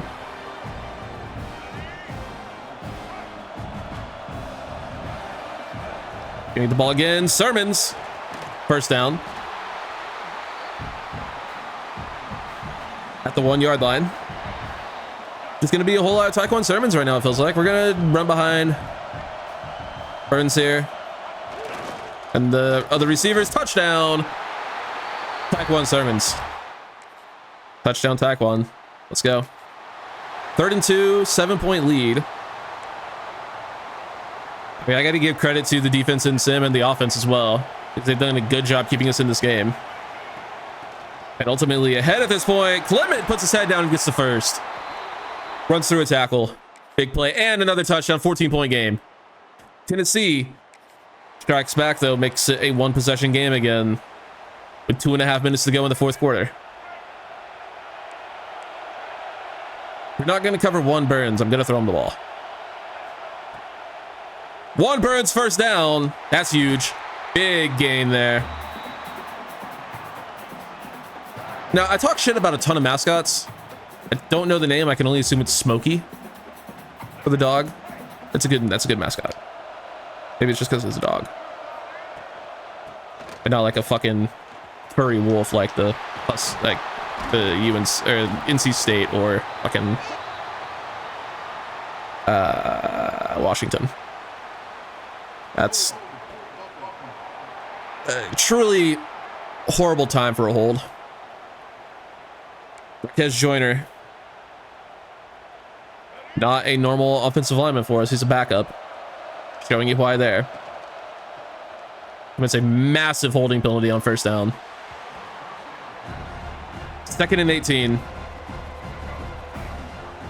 He might have just bailed out Tennessee. Fucking waiting for what's his nuts to actually break on the crosser, but he never did. One Burns, but we get fucking damn near 18 back with Zamarian Lang. So you know what? Good shit. Zamarian Lang, huge play. And Sermon's not gonna get it. This game is dog shit. 2-minute timeout. I think we very, very obviously go for it here. We could call a timeout and switch up the play if we don't like it, but they're giving us that gap between the right guard and the center. We're going to follow it. First down, Taekwon Sermons, ball game. Hell yeah. And we're under 2 minutes, so we can take a knee. And with that, in our first year in the SEC, we win the conference championship after not being able to do it in the Big 12 for 3 seasons before this. We don't need to talk about that, though. We won the SEC, damn it. Proof the Big 12 was rigged. That's got to be what, you know, all the pundits and the talking heads are discussing is, wow, UCF were a bunch of chokers. They couldn't even win the Big 12. Did I think they could win the SEC? Yeah, they got here. Yeah, they beat like 5 top 10 teams during the season. But they think they could actually win the conference championship after choking the Big 12 championship 2 years in a row? Oh my God, they won the SEC championship. The Big 12 has to be rigged. There's no other way around it. But we did it. SEC champs. I think it's the first time I've ever won the SEC in CFP 26. I don't really recall getting to the SEC too often. But Bryce Baker with a phenomenal game. 20 of 27, 268, 3 touchdowns, no picks. Taking care of the ball. We'd love it. Sermon's 14 for 117 and 2 touchdowns. Hell of a game from him. Clements with a great game. I'm loving this playbook. This is great. Juan Burns over 102 touchdowns. Touchdown for Gianni Contosis. Good game from Fleming, Lang, did some stuff, and Sermons even had a catch of his own. Offense was good. Or O-line, rather. You know what I mean. PTFLs. Stack for Gonzalez. No picks. Yeah. We need more pressure, guys. We need more pressure. This is going to be by far our lowest sack totals of the rebuild. Because we've had like 19, 12, 15, 15. We've had some really big sack numbers. We're not going to have that this year, unfortunately. But what we do have is an SEC championship, which is probably more important. But probably. I don't know. I'd kind of care a lot about stats. That's pretty cool. See how we did. 3,300 yards for Bryce Baker. 34 touchdowns, just 8 interceptions. A pretty good season. Sermons goes over 1,000 again and 13 touchdowns. He is probably going to the NFL after this season, I would imagine. Juan Burns with just over 1,000 yards and 19 touchdowns. 950 and 5 touchdowns for Zymarian Lang. 550 and 5 for Contosis. 440 and a touchdown for Pining. 2 touchdowns for Sermons, a touchdown for Clements and Fox as well. O-line was respectable. Carl Glennon played well. No sacks allowed. We love that. Jackson Bellamy played a good bit and didn't give up a sack. Rashad St. John was quite good at center. I mean, I can't really complain. They're fine. What the fuck is your issue, bitch? Brand exposure? Fuck you. We had an okay year. Who led the team in tackles? I forgot to look. LaMarcus Brown with 78, 71 for Williams in second place. 26 TFLs for Elijah Newby and 12.5 sacks. Okay, that's a pretty good year. Pretty damn good year. 17 for Amani Ekwonu and 7. 13 and 5 for Watson. 11 and 4.5 for Jamal Woods. His rotational piece. LaMarcus Brown as an off-ball linebacker had 3.5 sacks. We like that. 2 for Kumba. There's the rest of the dudes. 3 picks for Hayward, Williams, and Clayton. 2 for Platts, 1 for Gonzalez and Hanks. Something for a little bit of a better year from Ben Hanks Jr., but he was fine. Can't really complain. Overall, very solid season, obviously. All around. Good enough to win an SEC championship. And we get Gil Everett, the 5-star linebacker from Smyrna, Delaware. I don't know why that made me laugh, but it did. We don't get Cornell Granger, that's fine. We have 2 other really good tight ends we're potentially going to be able to get. Elijah Newby is your SEC Defensive Player of the Week. I thought that was like an actual award, and I was about to freak out. Did we actually win something? No. But Juan Burns is your Offensive Player of the Week. And we will jump to week 17, which is going to be bowl week 1, I believe. Any commits? Yes. We get Elihu Obata from Walnut Creek, California, one of the tight ends. And we're in a recruiting battle with Pittsburgh for London Dingle, because of course we are. Hey, London, we beat them, buddy. Just, consider that. We're a better team than they are. Granger goes to Ohio State. I don't care. Blake Barnett. The Boise State QB wins the Heisman, 4,700 yards, 54 touchdowns. All right, it's a pretty good year. Elijah Newby wins the Chuck Bednarik Award. I mean, we've had better edge rush seasons multiple times before now, but good for him. Proud of you. Congrats. Deserved. He also wins the Defensive End of the Year Award. And the Bronco Nagurski Award. And the Lombardi Award. Say it's a pretty good haul from him. We do get a bye, which is nice. Don't have to worry about any of our coordinators yet. And as for the bracket, obviously, SEC champs, we are getting the fucking bye. Along with USC, who Elijah Newby used to play for, Michigan, and Washington, also getting byes. But also in the entire state of Florida make this playoff. What the fuck? Florida State and Penn State are playing. Tennessee and Boise State. USF and Notre Dame, and then Miami and Florida are playing each other, which was, I want to say, either the semifinal or national championship game last year. I think it was a semifinal matchup last year. Actually, could have been it was a matchup somewhere in the bracket last year, or one of the years. But yeah, we'll be facing the winner of that game. fucking entire state of Florida is here. That's crazy. FAU, FIU, not here, but most of the state of Florida. That's hilarious. We do have early National Signing Day. We'll see if we actually landed good players for once. Gil Everett, elite dev. Oh, he's so sick. Good hit power, good speed, good acceleration. Tackling could use a little bit of work, but he's good in coverage right now. Don't know what his block shedding is, but I imagine it's probably decent. Platinum knockout. He's phenomenal. Egbo with elite dev. Now, I don't really love north-south receivers, but I do love elite dev, and he's going to be pretty good. Trey Giuliano, elite dev. That one was, yeah. You kind of see that one coming with the archetype. Power rusher, 6'6", 302. Could stick off the edge, but I definitely foresee him being a defensive tackle. Dingwall, we don't know. Please make the right choice, sir. Charbonnet went to Georgia Tech, has star dev. What was his deal breaker? There's no way to know, but we'll just take him off the board. Impact for Rugamba. Normal for Rashed. Impact for Maples. Urbic has impact. Cockrell with star dev. That's nice. Emmett Parrish with impact. Bags has star. DeBeer has star. Obata star. Don't know about Jasso. I'm gonna go with Jasso. Don't know about him yet. Frederick Favorite has impact. Not my favorite. Cornell Granger only normal. Good. Fuck you, idiot. And then we have these guys. If Sal York ends up making a bad decision, then I'm gonna cry. I don't really have any other way of putting that. But we're good to move on. Obviously, having a bye helps. One less game we have to play. And it's going to be against the U in the Sugar Bowl. Should be fun. Take a look at the rest of the bracket for funsies. Florida State beat Penn State by a field goal. Tennessee beats Boise State by a touchdown.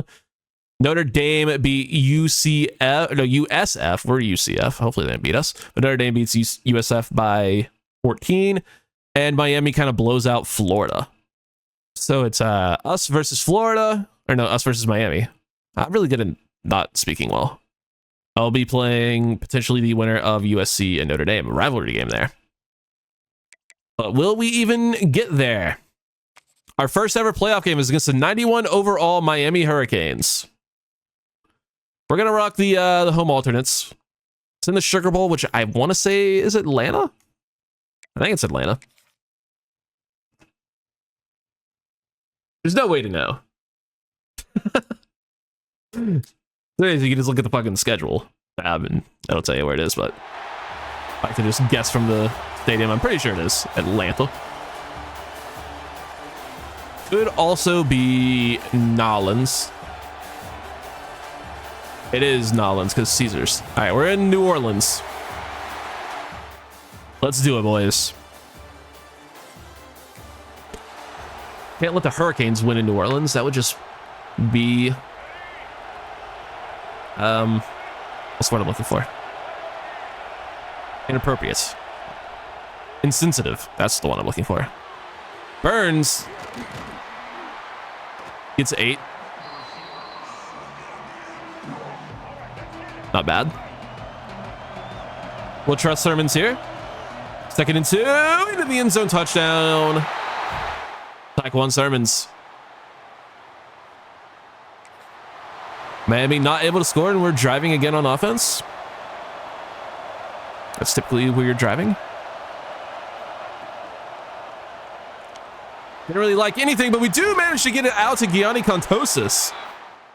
Baker with a good throw. Just kind of had to toss it out there, and it worked. Love that for us. Caden Pining on play action. He's down to the 1. Hell yeah. Gonna get the ball right back to Sermons. I tried to dive over the line. It didn't really work. Nothing really worked there, unfortunately. That was kind of insane. From the 1 yard line again. It's going to be more Taekwon Sermons. Can't get through the linebacker there. A little bit of an Oklahoma drill type situation going on there. Third try from the 1 yard line. This time we get it untouched into the end zone. Taquan Sermons puts us up 14-0. Going into the second quarter. 3rd and 10.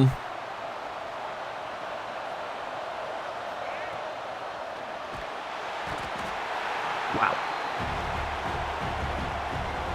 All right. Did not even have a little bit of an opportunity there. We'll kick the field goal, 17-0.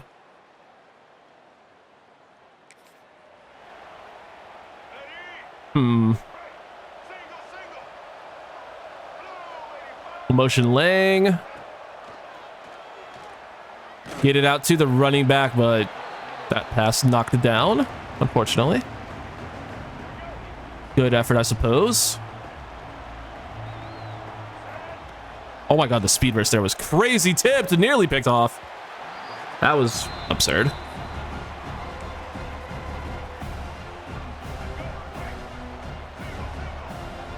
All right. Let's not have some nonsense happen this time. I mean, that's just great coverage. I can't even be mad. That was just insane coverage. That was just a great play by that guy.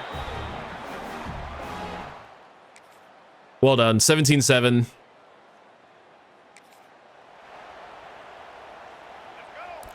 Keeps Miami in it a little bit. We're in the third quarter already. Must have missed that. Burns has inside leverage. Touchdown, Juan Burns. They kind of double teamed him and it just didn't matter. 24-7 is the score, and it's a 4th and 13 for Miami. It's going to pass commit here. They're going deep. And it's incomplete. Get a little bit lucky there because Michael Clayton decided he did not want to animate for the football. 4th and 10 with 6 minutes to go. From the 28-yard line, this is desperation time for Miami. It's going to give us unreal field position if they don't get it. And they're going to get it because Ben Hanks just kind of let him.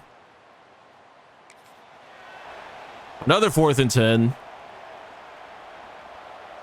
We're not going to get as good a field position this time, but I'd still like to get the ball if we can. They have a guy open, first down.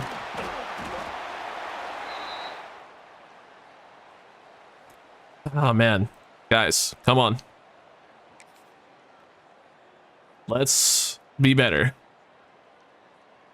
Please. I know y'all are better than this. Another 4th down try. This one from inside the red zone.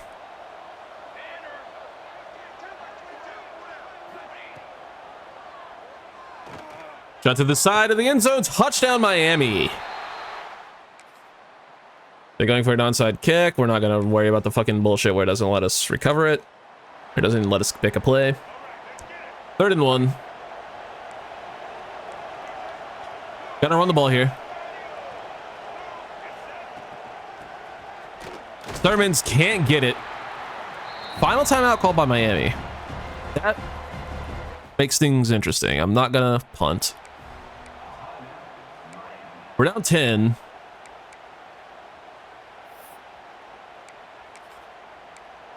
Or we're up 10, rather.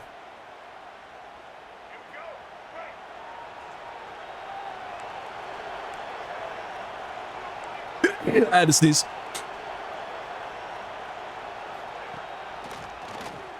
Throw it up to Burns. Never mind. He didn't even try to catch it. I love that for us. He was wide open. We'll try to get another stop on 4th down. We're not going to get it. I can tell you that for free. It's just not going to happen.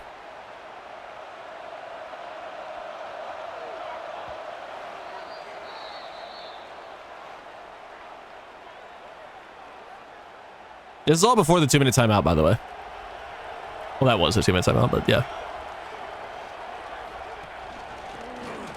Hand off, first down, because obviously...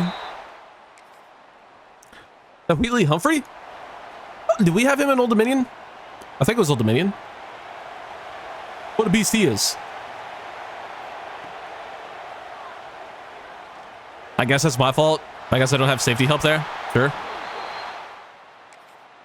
Michael Alejado, Hawaii QB, is the Miami QB in this universe. But we do get the win. After they do score. 24-21 is the final. Get a little bit lucky there. Miami tried their hardest to come back, and we tried our hardest to let them, but they just ran out of time, thankfully. Because that game got a little bit too close. Oh, man.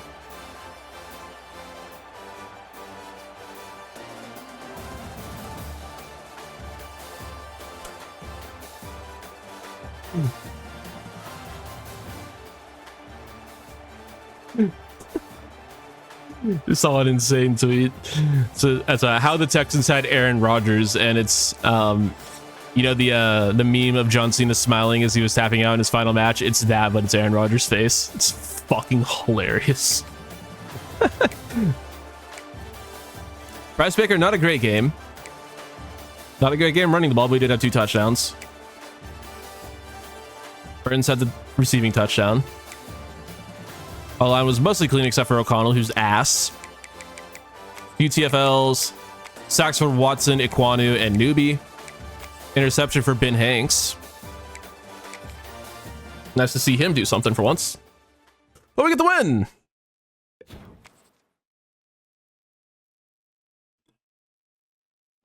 What the hell?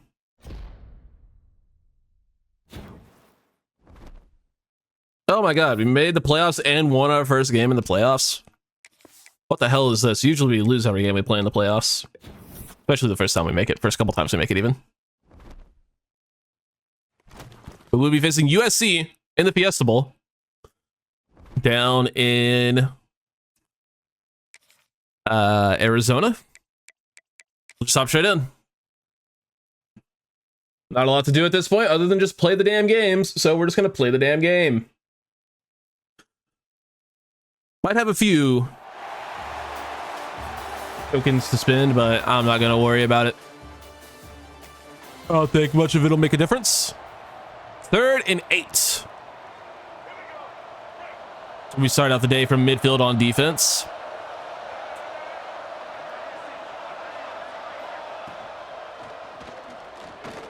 Slant is thrown and nearly caught, but falls incomplete. We'll try to take the lead here. From the 20. Burns the motion man. We'll try a little bit of play action early. Middle of the field opens up, and we find Zamarian Lang. For 9. I like that. Didn't really mean to go with double play action, but we did it. Burns holds on, first down. Bro is doing the stanky leg to the ground. He really needs to get his head checked. I think he's just completely gone. I think all he knows is football.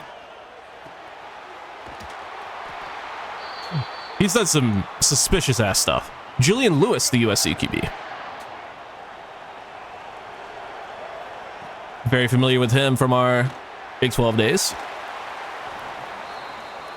I want to keep that personnel out here. They're just not going to cover Zamarian Lang. We'll make sure they're not covering him again. First down.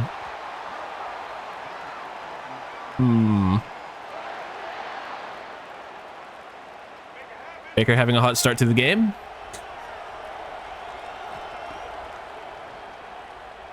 They're just not covering Zamarian Lang at all. Unfortunately, Julius Tate injured. Wish he wasn't. Be a lot cooler if he weren't. How about a surprise direct snap? The Sermons run behind him. Run behind your lineman there. What are we doing?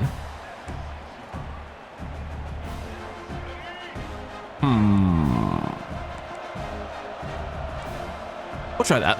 Try a little bit of a crack toss. Did not work.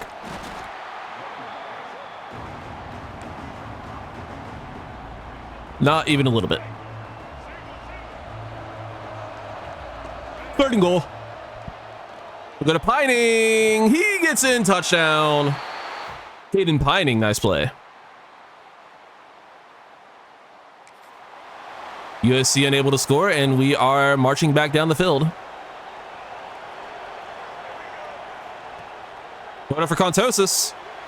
He has it down to the 1 yard line. Gianni Contosis. What a ball from Bryce Baker. Just trusting your guy there. Lang. Yeah, it's a little bit of a dangerous start. Julius Tate injured again. His favorite thing to do is not play football because he's hurt all the time. Dante Clements, touchdown. 14-0. Looking to make it 21-0 now. Another trip to the red zone. USC offense did not come to play today, thankfully. At least it appears so at the moment. Burns back in the end zone. Touchdown one, Burns. What a ball. And the floodgates have opened here in Arizona. We're up 21-0 now. USC did get some points on the board there finally, but we're kind of doing whatever we want at the moment.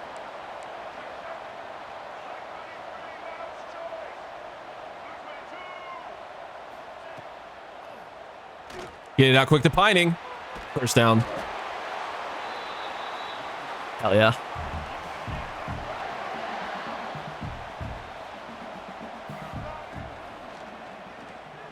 I thought he was going to continue vertically. He caught it anyway. Kylan Fox. It's better to be lucky than good, boys. No world that should have been completed, but I'm not complaining.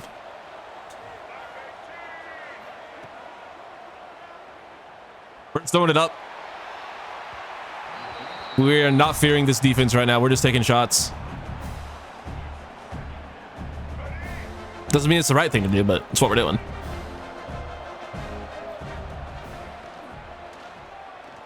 The ball out to Lang. Big gain. He's having an unbelievable first half. We can run the ball here, sure. Clements. Nice gain, gets 7, but he gets injured on that play. That's not good.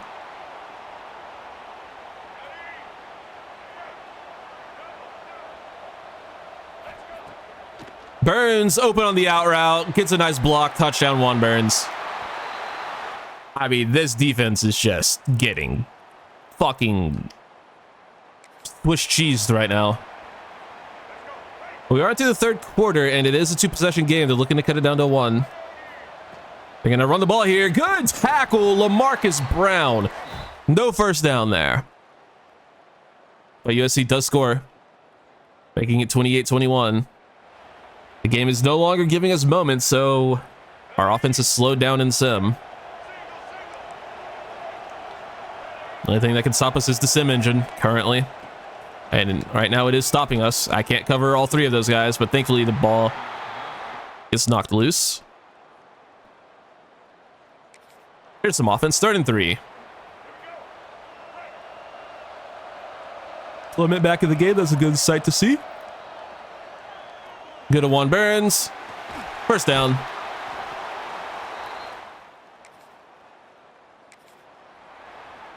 Another 3rd down.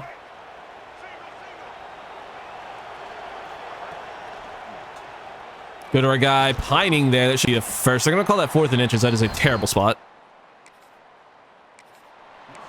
Yeah, we'll take 3. We'll take 3. Makes it a 2-possession game. Nearing the 2-minute timeout, and now it's still a 2-possession game with a little over a minute to go.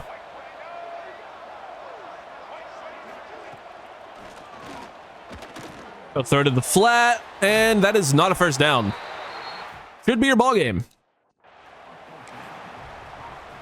Should be your ball game. Bryce Baker takes a knee, and it's over in Glendale, Scottsdale, whichever one, Glendale, I think.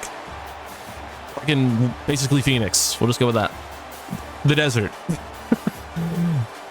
That is a 10-point win. in the Fiesta Bowl.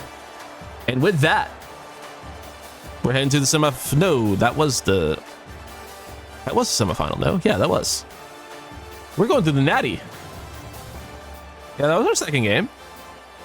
It's definitely our second game. I'm whipping. Oh my God, are we about to play in the Natty in our first ever playoff run? Ain't no fucking way. Bryce Baker with the game of his life, 27 of 35 for 333, 3 touchdowns, no picks. Hell of a performance. Would not run the ball for shit, but we do have a Dante Clement touchdown. And we didn't need to run the ball when we were just dicing them through the air like we were.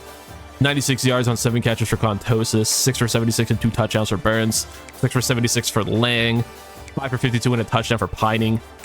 Clement was good. Fox had a 25-yard catch. Michael O'Connell is actually just terrible. 3 TFLs for Elijah Newby. He also had a sack, as did Jamal Woods, Murad Watson, and Amani Aquanu.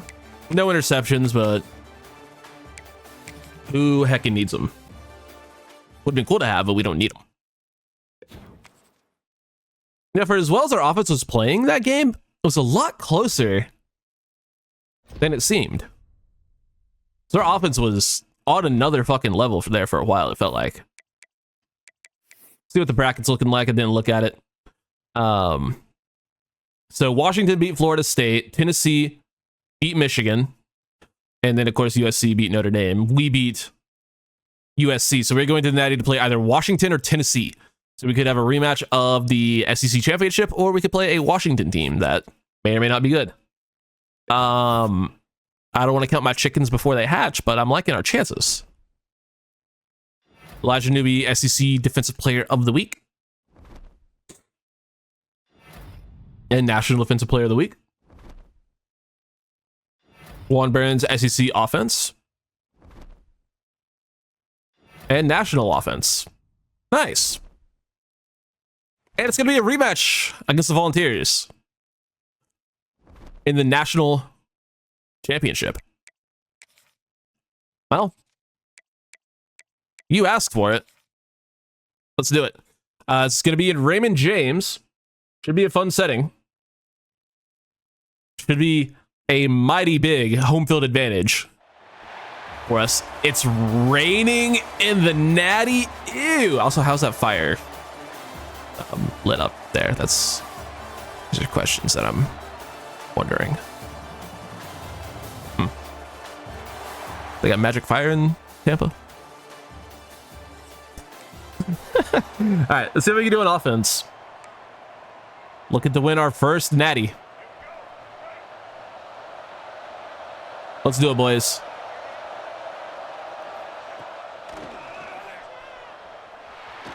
Crazy start to the game, but we do get the ball to our guy there, Juan Burns. Put it out, threw the ball to 81.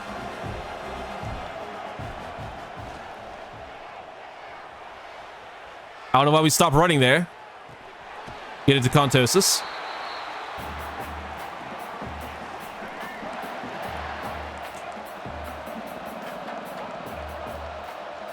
Love a little bit of play action.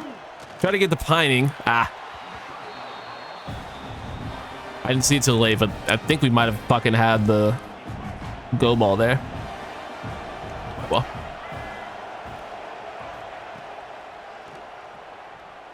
We'll try Juan Burns. There's a flag. It's going to be a hold on Julius Tate. It is bum ass. Get him off the team. Yep. Yeah, that'll do it. 2nd and 20. That's them to give us second down still. Funny enough. Burns absolutely torches off the line. And that's a first down. Juan Burns. Hell yeah, brother. Which is quite literally only suggesting the same, 6 plays at the start, and I hate it. Clement's gonna get the ball here on 1st and 10. And lose 3. Okay. I'm even hating playing the entire offensive drives right now. That's why we do play the moments, man. I'm exhausted. There's just simply no one open here. That's the problem with levels concepts, is the routes just running on top of each other and there's no one to fucking get the ball to.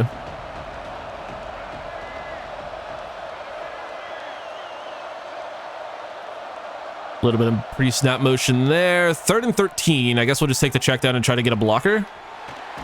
Did not really work. That fucking Kenyon Bridges? It is. Why the fuck is he on the field? Tennessee scores 7-0. All right, well, they're not covering Contosis even a little bit. Gianni Contosis completely uncovered. And we'll tie the game. All right. Defense needs a little bit of help from the 16-yard line.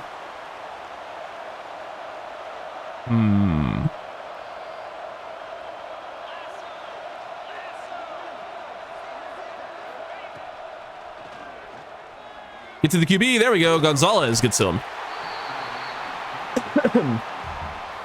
We like that. Makes it 2nd and 15.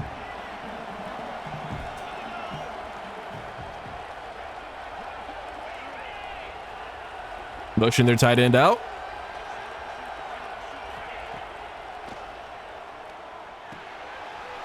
Good pass, first down. Nope, not a first down, even a little bit. Did not know Deuce Knight was a lefty. I can't switch players or do anything. Okay. Touchdown, Tennessee.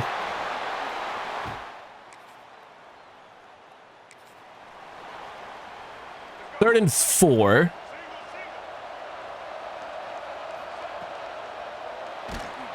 All right. We clearly do not want to win. Our offensive line is shitting the bed at the moment. Got a minute 20 to score.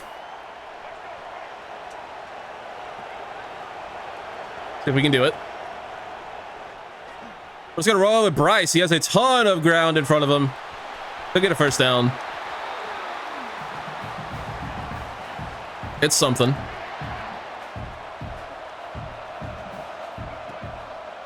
Fire that up to seam, incomplete. Probably not a good idea.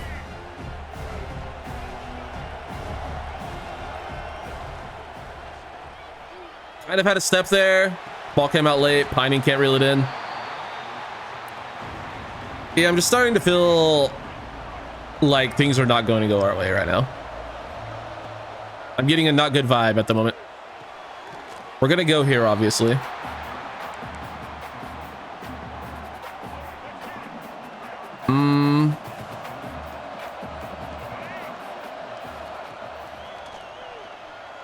That's open. Gets Caden Pining.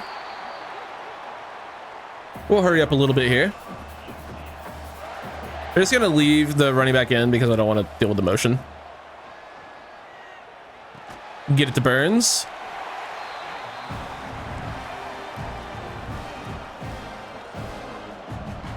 Second and 6. That's open on the back end. No, it's not. Well, it was, but he dropped it.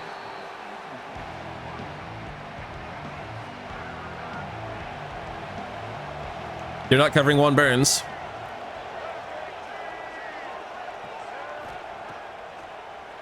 Okay.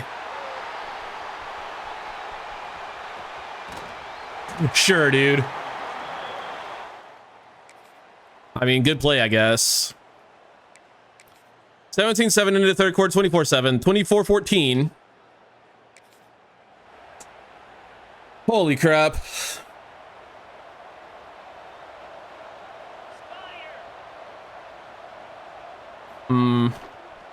What a play. I mean, we've got to score here. Damn it, dude. Are we really going to choke? Yeah. This feels like one of those moments. Yup. Yup.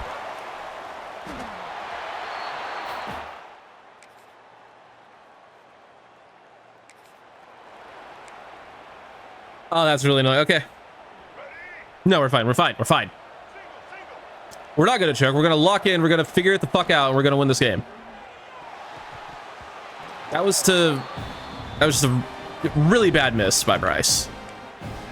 That was to the trailer there. That was Burns. And, yeah, just not even remotely accurate. Is Lang injured or something? He is. Yeah, okay.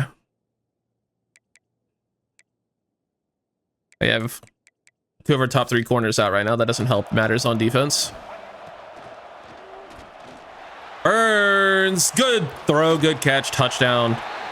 Juan Burns, that's big, gives us an opportunity here. Tennessee does score, it's a 10-point game.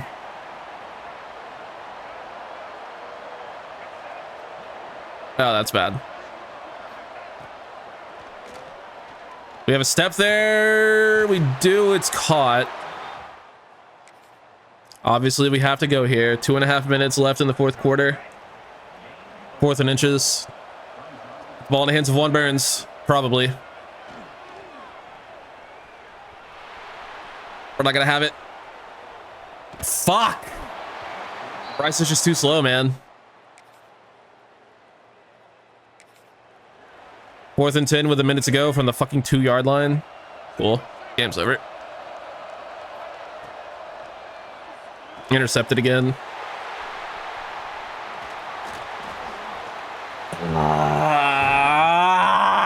God dang it, dude.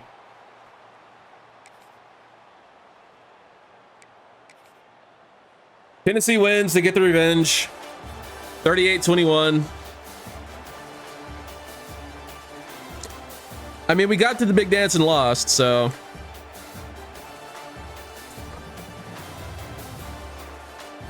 I don't know, man. We can't be too mad. We played a decent game. It's just... weren't able to do enough. Deuce Knight played pretty well. Baker threw a couple of interceptions. The one at the end didn't matter, obviously. The first one was a little bit unlucky. It's super unlucky because it was to a player who was completely uncovered.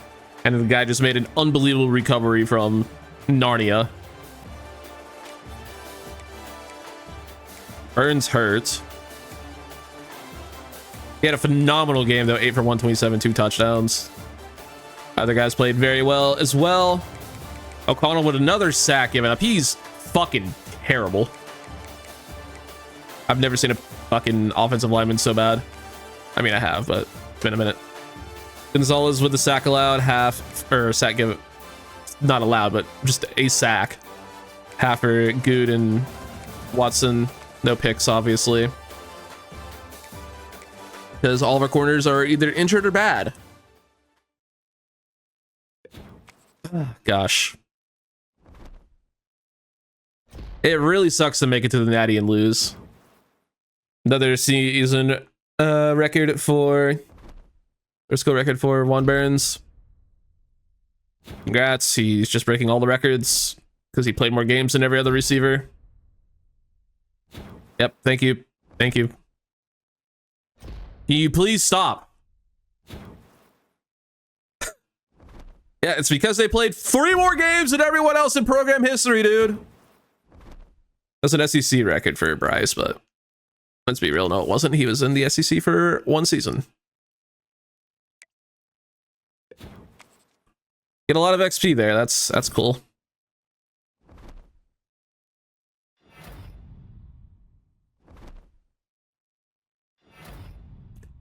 Juan Burns wins Offensive Player of the Week.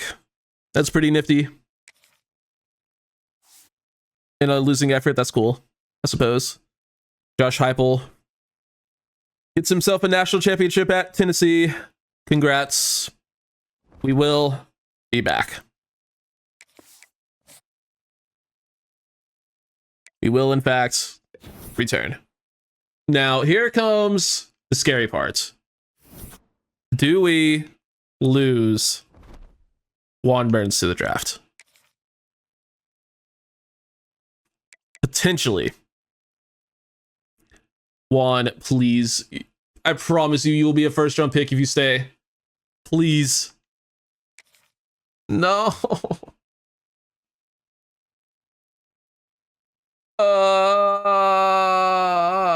That's so bad, dude.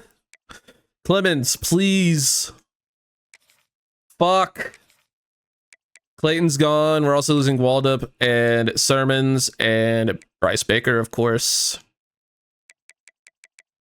Ben Hanks for playing style. That might be in NIL moments. Kenyon Bridges. He's back. Rollerson, I don't care. O'Connell, despite being terrible, we want back. He has decided to stay because he will improve. Honeycutt, sure. Cloud, I don't care, but sure. Owasso, I don't care, but sure.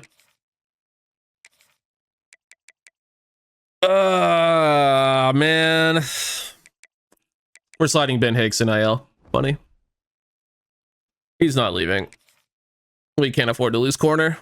So we'll just slide him a fucking bag to stay. Bryce Baker is going to be a round 1 pick. Obviously, we knew we were losing him. Belfort's graduating. We do have Zaire Cruz waiting in the wings, though. We're losing all 3 of our running backs. Taekwon Sermons to round 1. Clements, who has no business going to be a day 3 pick. You're fucking stupid. You could raise your draft stock and be a much higher pick if you stayed, but no, this game does not take logic into account. He's gone. And then Stacey Gage is going to be a 4th round pick. Despite barely playing. But he's a senior, so yeah. Juan Burns wants to go be a day 3 pick. Nothing we can do about it. I guess we should probably try to keep Rollerson then. Cool, we get him back, even though he is super capped out. Farmer graduates. Samarian Lane graduates.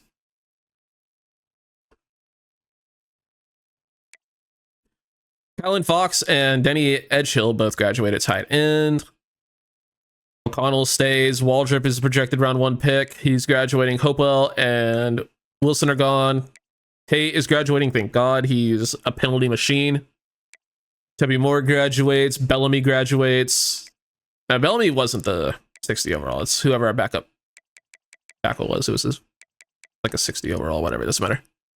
Noticing anyone at left edge. DT. Owasso is leaving. We're graduating Tyreek Robinson, LaFontaine, and Watson. So 3 good players.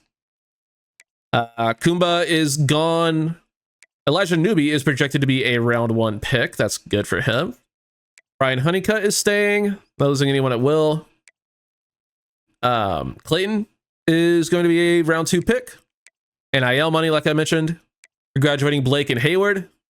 Cloud is staying, and Good is graduating. So there's a look at your draft class or your graduating class. Losing Juan Burns is heartbreaking, but we make do. Well, I guess we can just have a little look-see to find out where our unbelievable class gets drafted. It's not even that good, but we're going to get a shit ton of XP here. Yep. That's something, I guess. It's a good consolation prize. 51, 5 levels. I mean, that's helpful, I suppose. Draft results. Bryce Baker, Taekwon Sermons, Mal Waldrop, and Elijah Newby are all round 1 picks. Michael Clayton goes round 2. We had Stacey Gage go round 4, as did Juan Burns. You fucking idiots. Clement goes round 5. Lang goes round 7, as does Murad Watson. So me and my homies hate Juan Burns. That's how fast we switch up. We switch up fast around these parts. London Dingle. Still here. I'm gonna need you to make the right choice, London. In a perfect world, fucking what's their nuts there? Pitt doesn't have the and scholarship spots to offer him, and they pull their offer. That's what happens in an ideal world. Will it happen here? Who's to say? But I sure would like it to. It could totally fucking be the other thing, by the way, but it's just not going to be. There were totally 2 options on that receiver. That's what I'm getting at.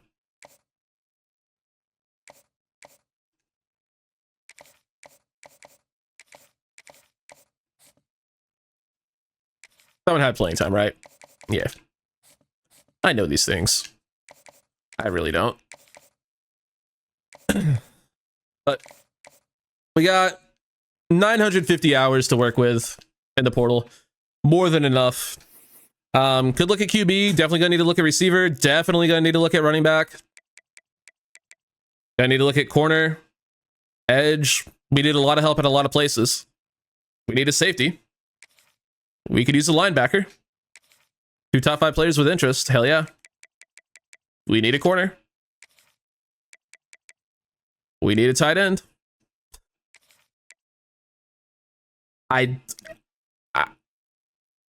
Rodney Tuikolovatu. It's not too bad, actually. Let me say it fast.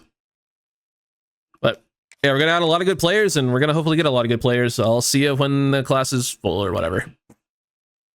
Yay! All right. Yeah, not loving this class.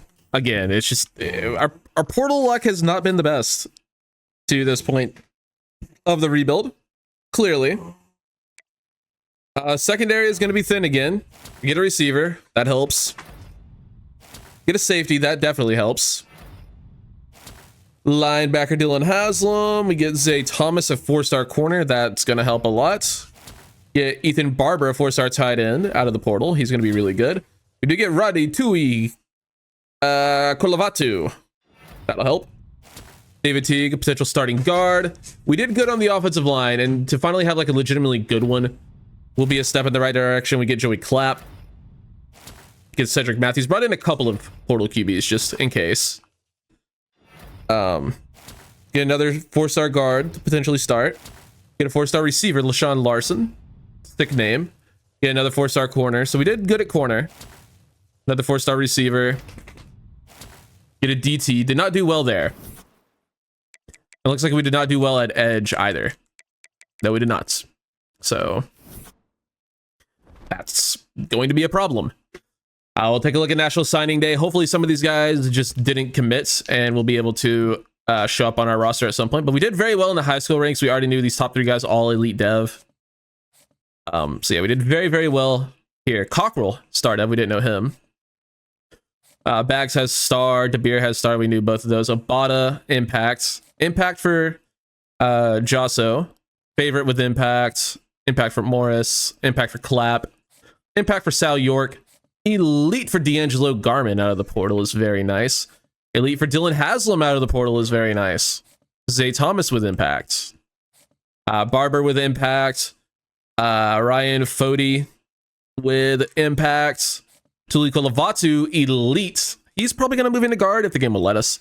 Did not get Jeff Kugbila at running back, and his bar is full, unfortunately, so he will not be signing with us. We have LaShawn Larson with impact. Normal for Carterius Brown.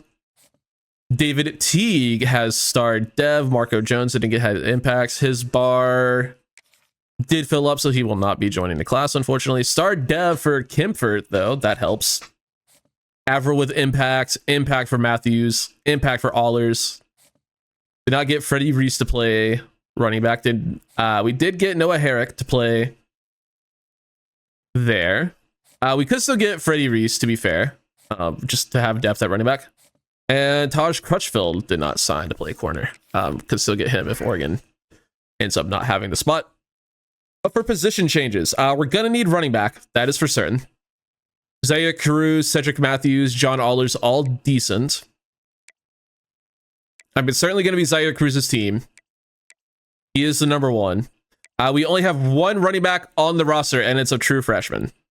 So, kind of forgot we still had Contosis. Can we actually move players this time around? Yes. Okay, cool. Kenyon Bridges is a 97 overall at tight end. He's going to go play tight end. Rollerson, 6'2", 220. He could play running back potentially. Backfield threat. We'll move him there. We just need anyone to play running back. Arcega Whiteside could.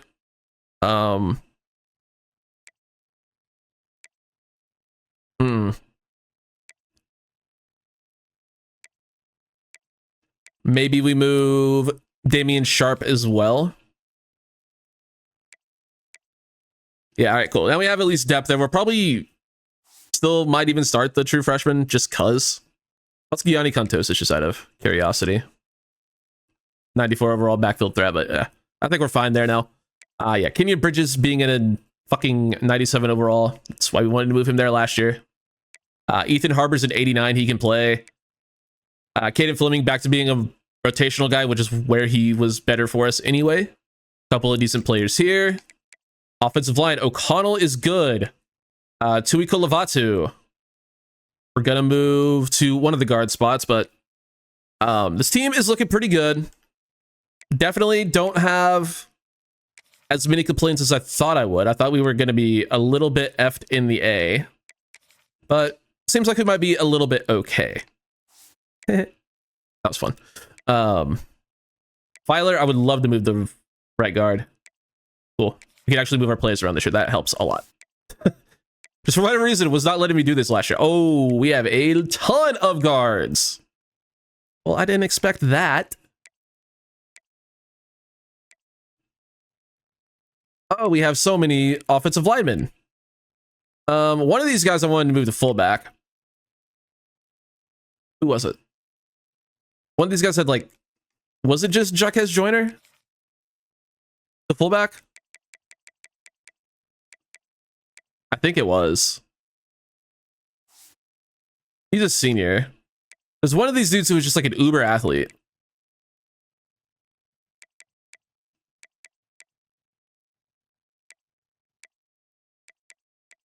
Looks like it was him. So yeah, he's gonna go play fullback just because it's funny. I had a offensive lineman do this in Northwestern Dynasty and it ended up being really fun. So we're gonna do that again just because we have a billion good offensive linemen now, which I guess is a good problem to have. What do we have at left tackle? We might move someone out there just to fucking compete with the other guy. It's not gonna be Glennon. Glennon is just gonna probably back up Fody for 1 year because he's a senior. We'll move David Teague to center. He's tiny, 270. Go play center. Rashad can stay there. You can stay there, I suppose. And you know what? Yeah, we'll move Devin Filer to left tackle. Just so he can compete with O'Connell because O'Connell was so fucking bad. And then Linder is probably going to be our starting right tackle. He missed all of last year with that shoulder injury, but we have a bunch of, you know, guys from the last couple seasons who might end up overtaking that spot. Kimfort, we're probably just going to move to right edge because he might need to start there.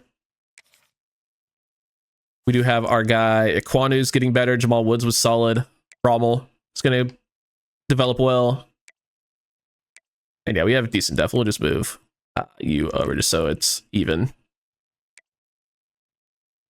The fuck?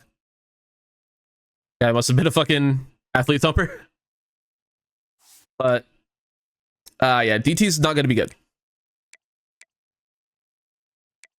DT is just straight up not going to be good.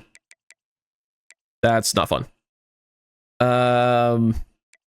Haslam. Go play Mike.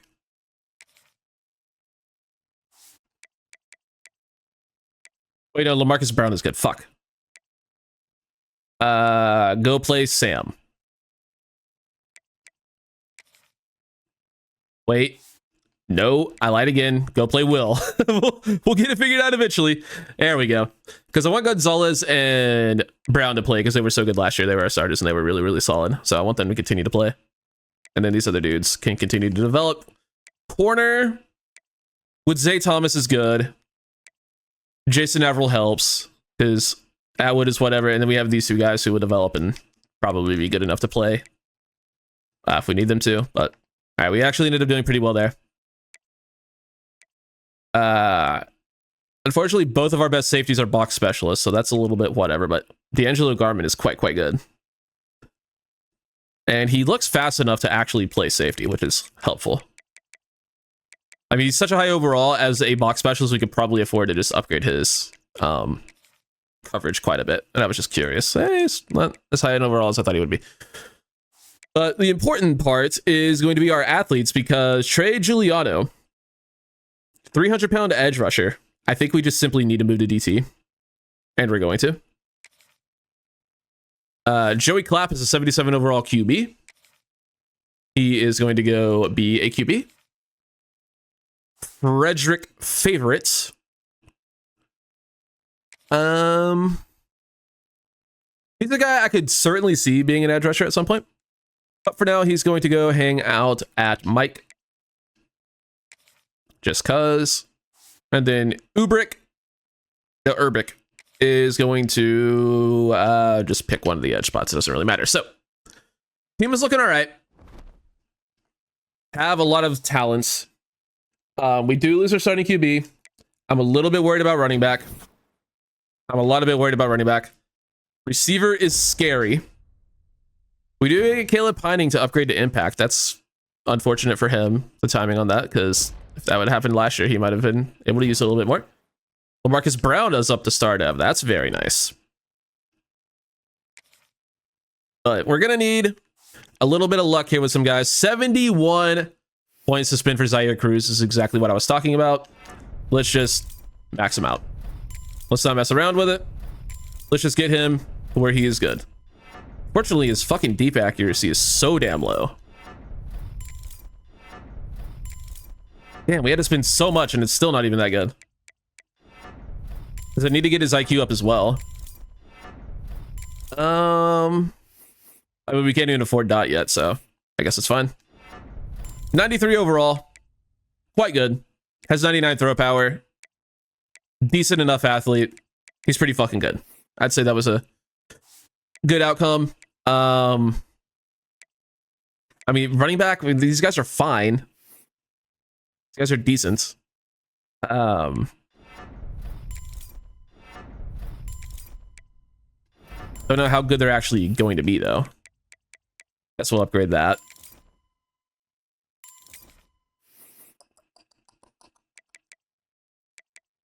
I mean, yeah, Rollerson, not a running back. We had one running back on the roster, so they needed someone to do it. Damian Sharp, I do think could actually be quite good, though. I do think he actually has a chance to be good. Unfortunately, he can't get any good abilities. Well, he can, actually. We'll go there. We'll go there. We'll go there. We'll go here. We'll go here. And we'll upgrade his carrying. Because he will actually probably play quite a bit more at running back than the other guy. I don't know how much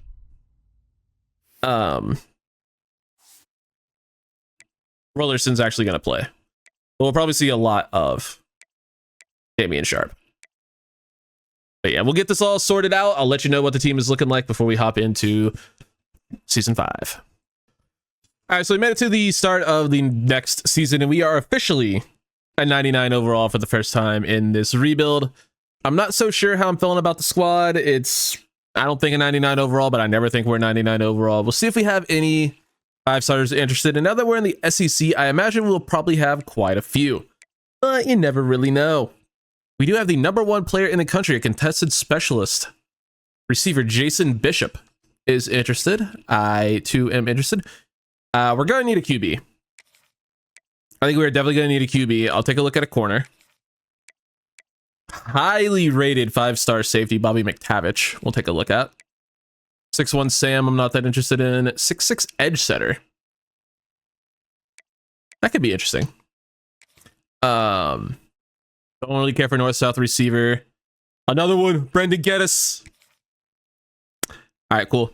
I know our #1 target, boys. An elusive bruiser, Caleb Kasvaharn. Certainly interested. Another 6'6 edge setter. This one has interest in us, so we'll take a look. I don't really mess with edge setters too often, but with where we're at in terms of our class, and I'll definitely consider it. Kevin Claiborne, a dual threat route artist, no thank you. Raw strength, no thank you. He's 6'8 though, never mind, we'll take a look. 6'4 dual threat Connor Allison. East-West playmaker, you're very light though. 168 scares me, but we'll see if he's just stupid fast. Bump and run corner, you already know who has us first. Pure power, that's the one that I'm just like, no. I don't care if you have us first. We get to like week 8 and you have no offers, we can talk, but Until then, no thank you. Elusive Route Runner from Florida. I don't love elusive route runners, but we'll take a look.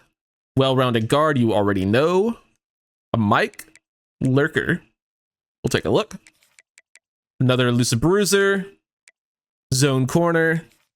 Another contested specialist. This one's 6'5". And a pass protecting tackle. I mean, we added 19 players already. A lot of them with interest. Welcome to being a big-time program in the SEC, boys. You're really bad. Kevin Claiborne. You're also really bad. Connor Allison. You're at least somewhat okay, kind of. All right. Not a great look for the quarterback, so we'll admit. Running back, we do probably need one. Case Vaharn is very good. Murchison. He is quite fast. And Paul Kumar. He's going to have to be a no. Just because we're going to need some more room. Jason Bishop, #1 player in the country. I mean, doesn't look like a #1 player to me. He looks fine. Brendan Geddes, though, is going to be unbelievable. I mean, we just had this player on the team for many a season. We already know he's going to be great. CJ Feely could be good.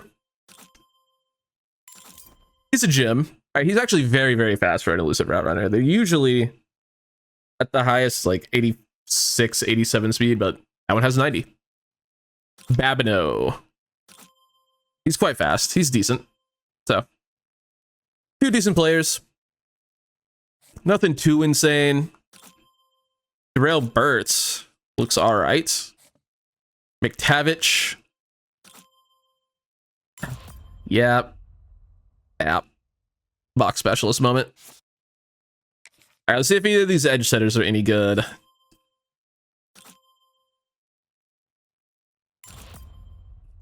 He's not terrible. Got real good block shedding. 75 speed isn't the worst. 84 strength is okay. He can stay up there for now. We'll see what Marvin Urlacher is looking like. Definitely better so far. Definitely really good. Like, this is a player I would want on my team. He's a very solid athlete. Yeah, Marvin Urlacher looks pretty sick. Owen Capinos, 6'8", has platinum workhorse, and he's a gym. That's going to be an awesome player. Another corner. Jeff Kalis. Looks solid. Jermaine Keller, 6'5" guard, looks very good. Justice Chun, hoping for good speed, has good acceleration. Just for some reason, they always have like 82 speed. Jaden Easter, cool name. Looks very, very good. That's why you go after zone corners, man. We want Babineau. Do we want Chun? Doesn't have any abilities. I really don't. Like, I'm gonna be honest, I really don't. We definitely want Keller. Philly, we definitely want. We definitely want Kalis. Mutcherson. I mean, yeah, that change of direction is very good. We'll offer on him. Connor Allison. I mean, 94 throw power is pretty good. We'll add him, but we're definitely going to be looking at 4 stars. Capinos, obviously. Urlacher, we already offered on. Case Vaharn, we want. Geddes, obviously. Moffitt, I'm going to go with no. Darrell Burtz, yes, sir. And Jason Bishop. So that is a quick look at the first overview of the class. If you guys are excited for Season 5, drop a like. I'll get it out as soon as I can. I appreciate y'all watching. I'll see you on the next one. Take it easy.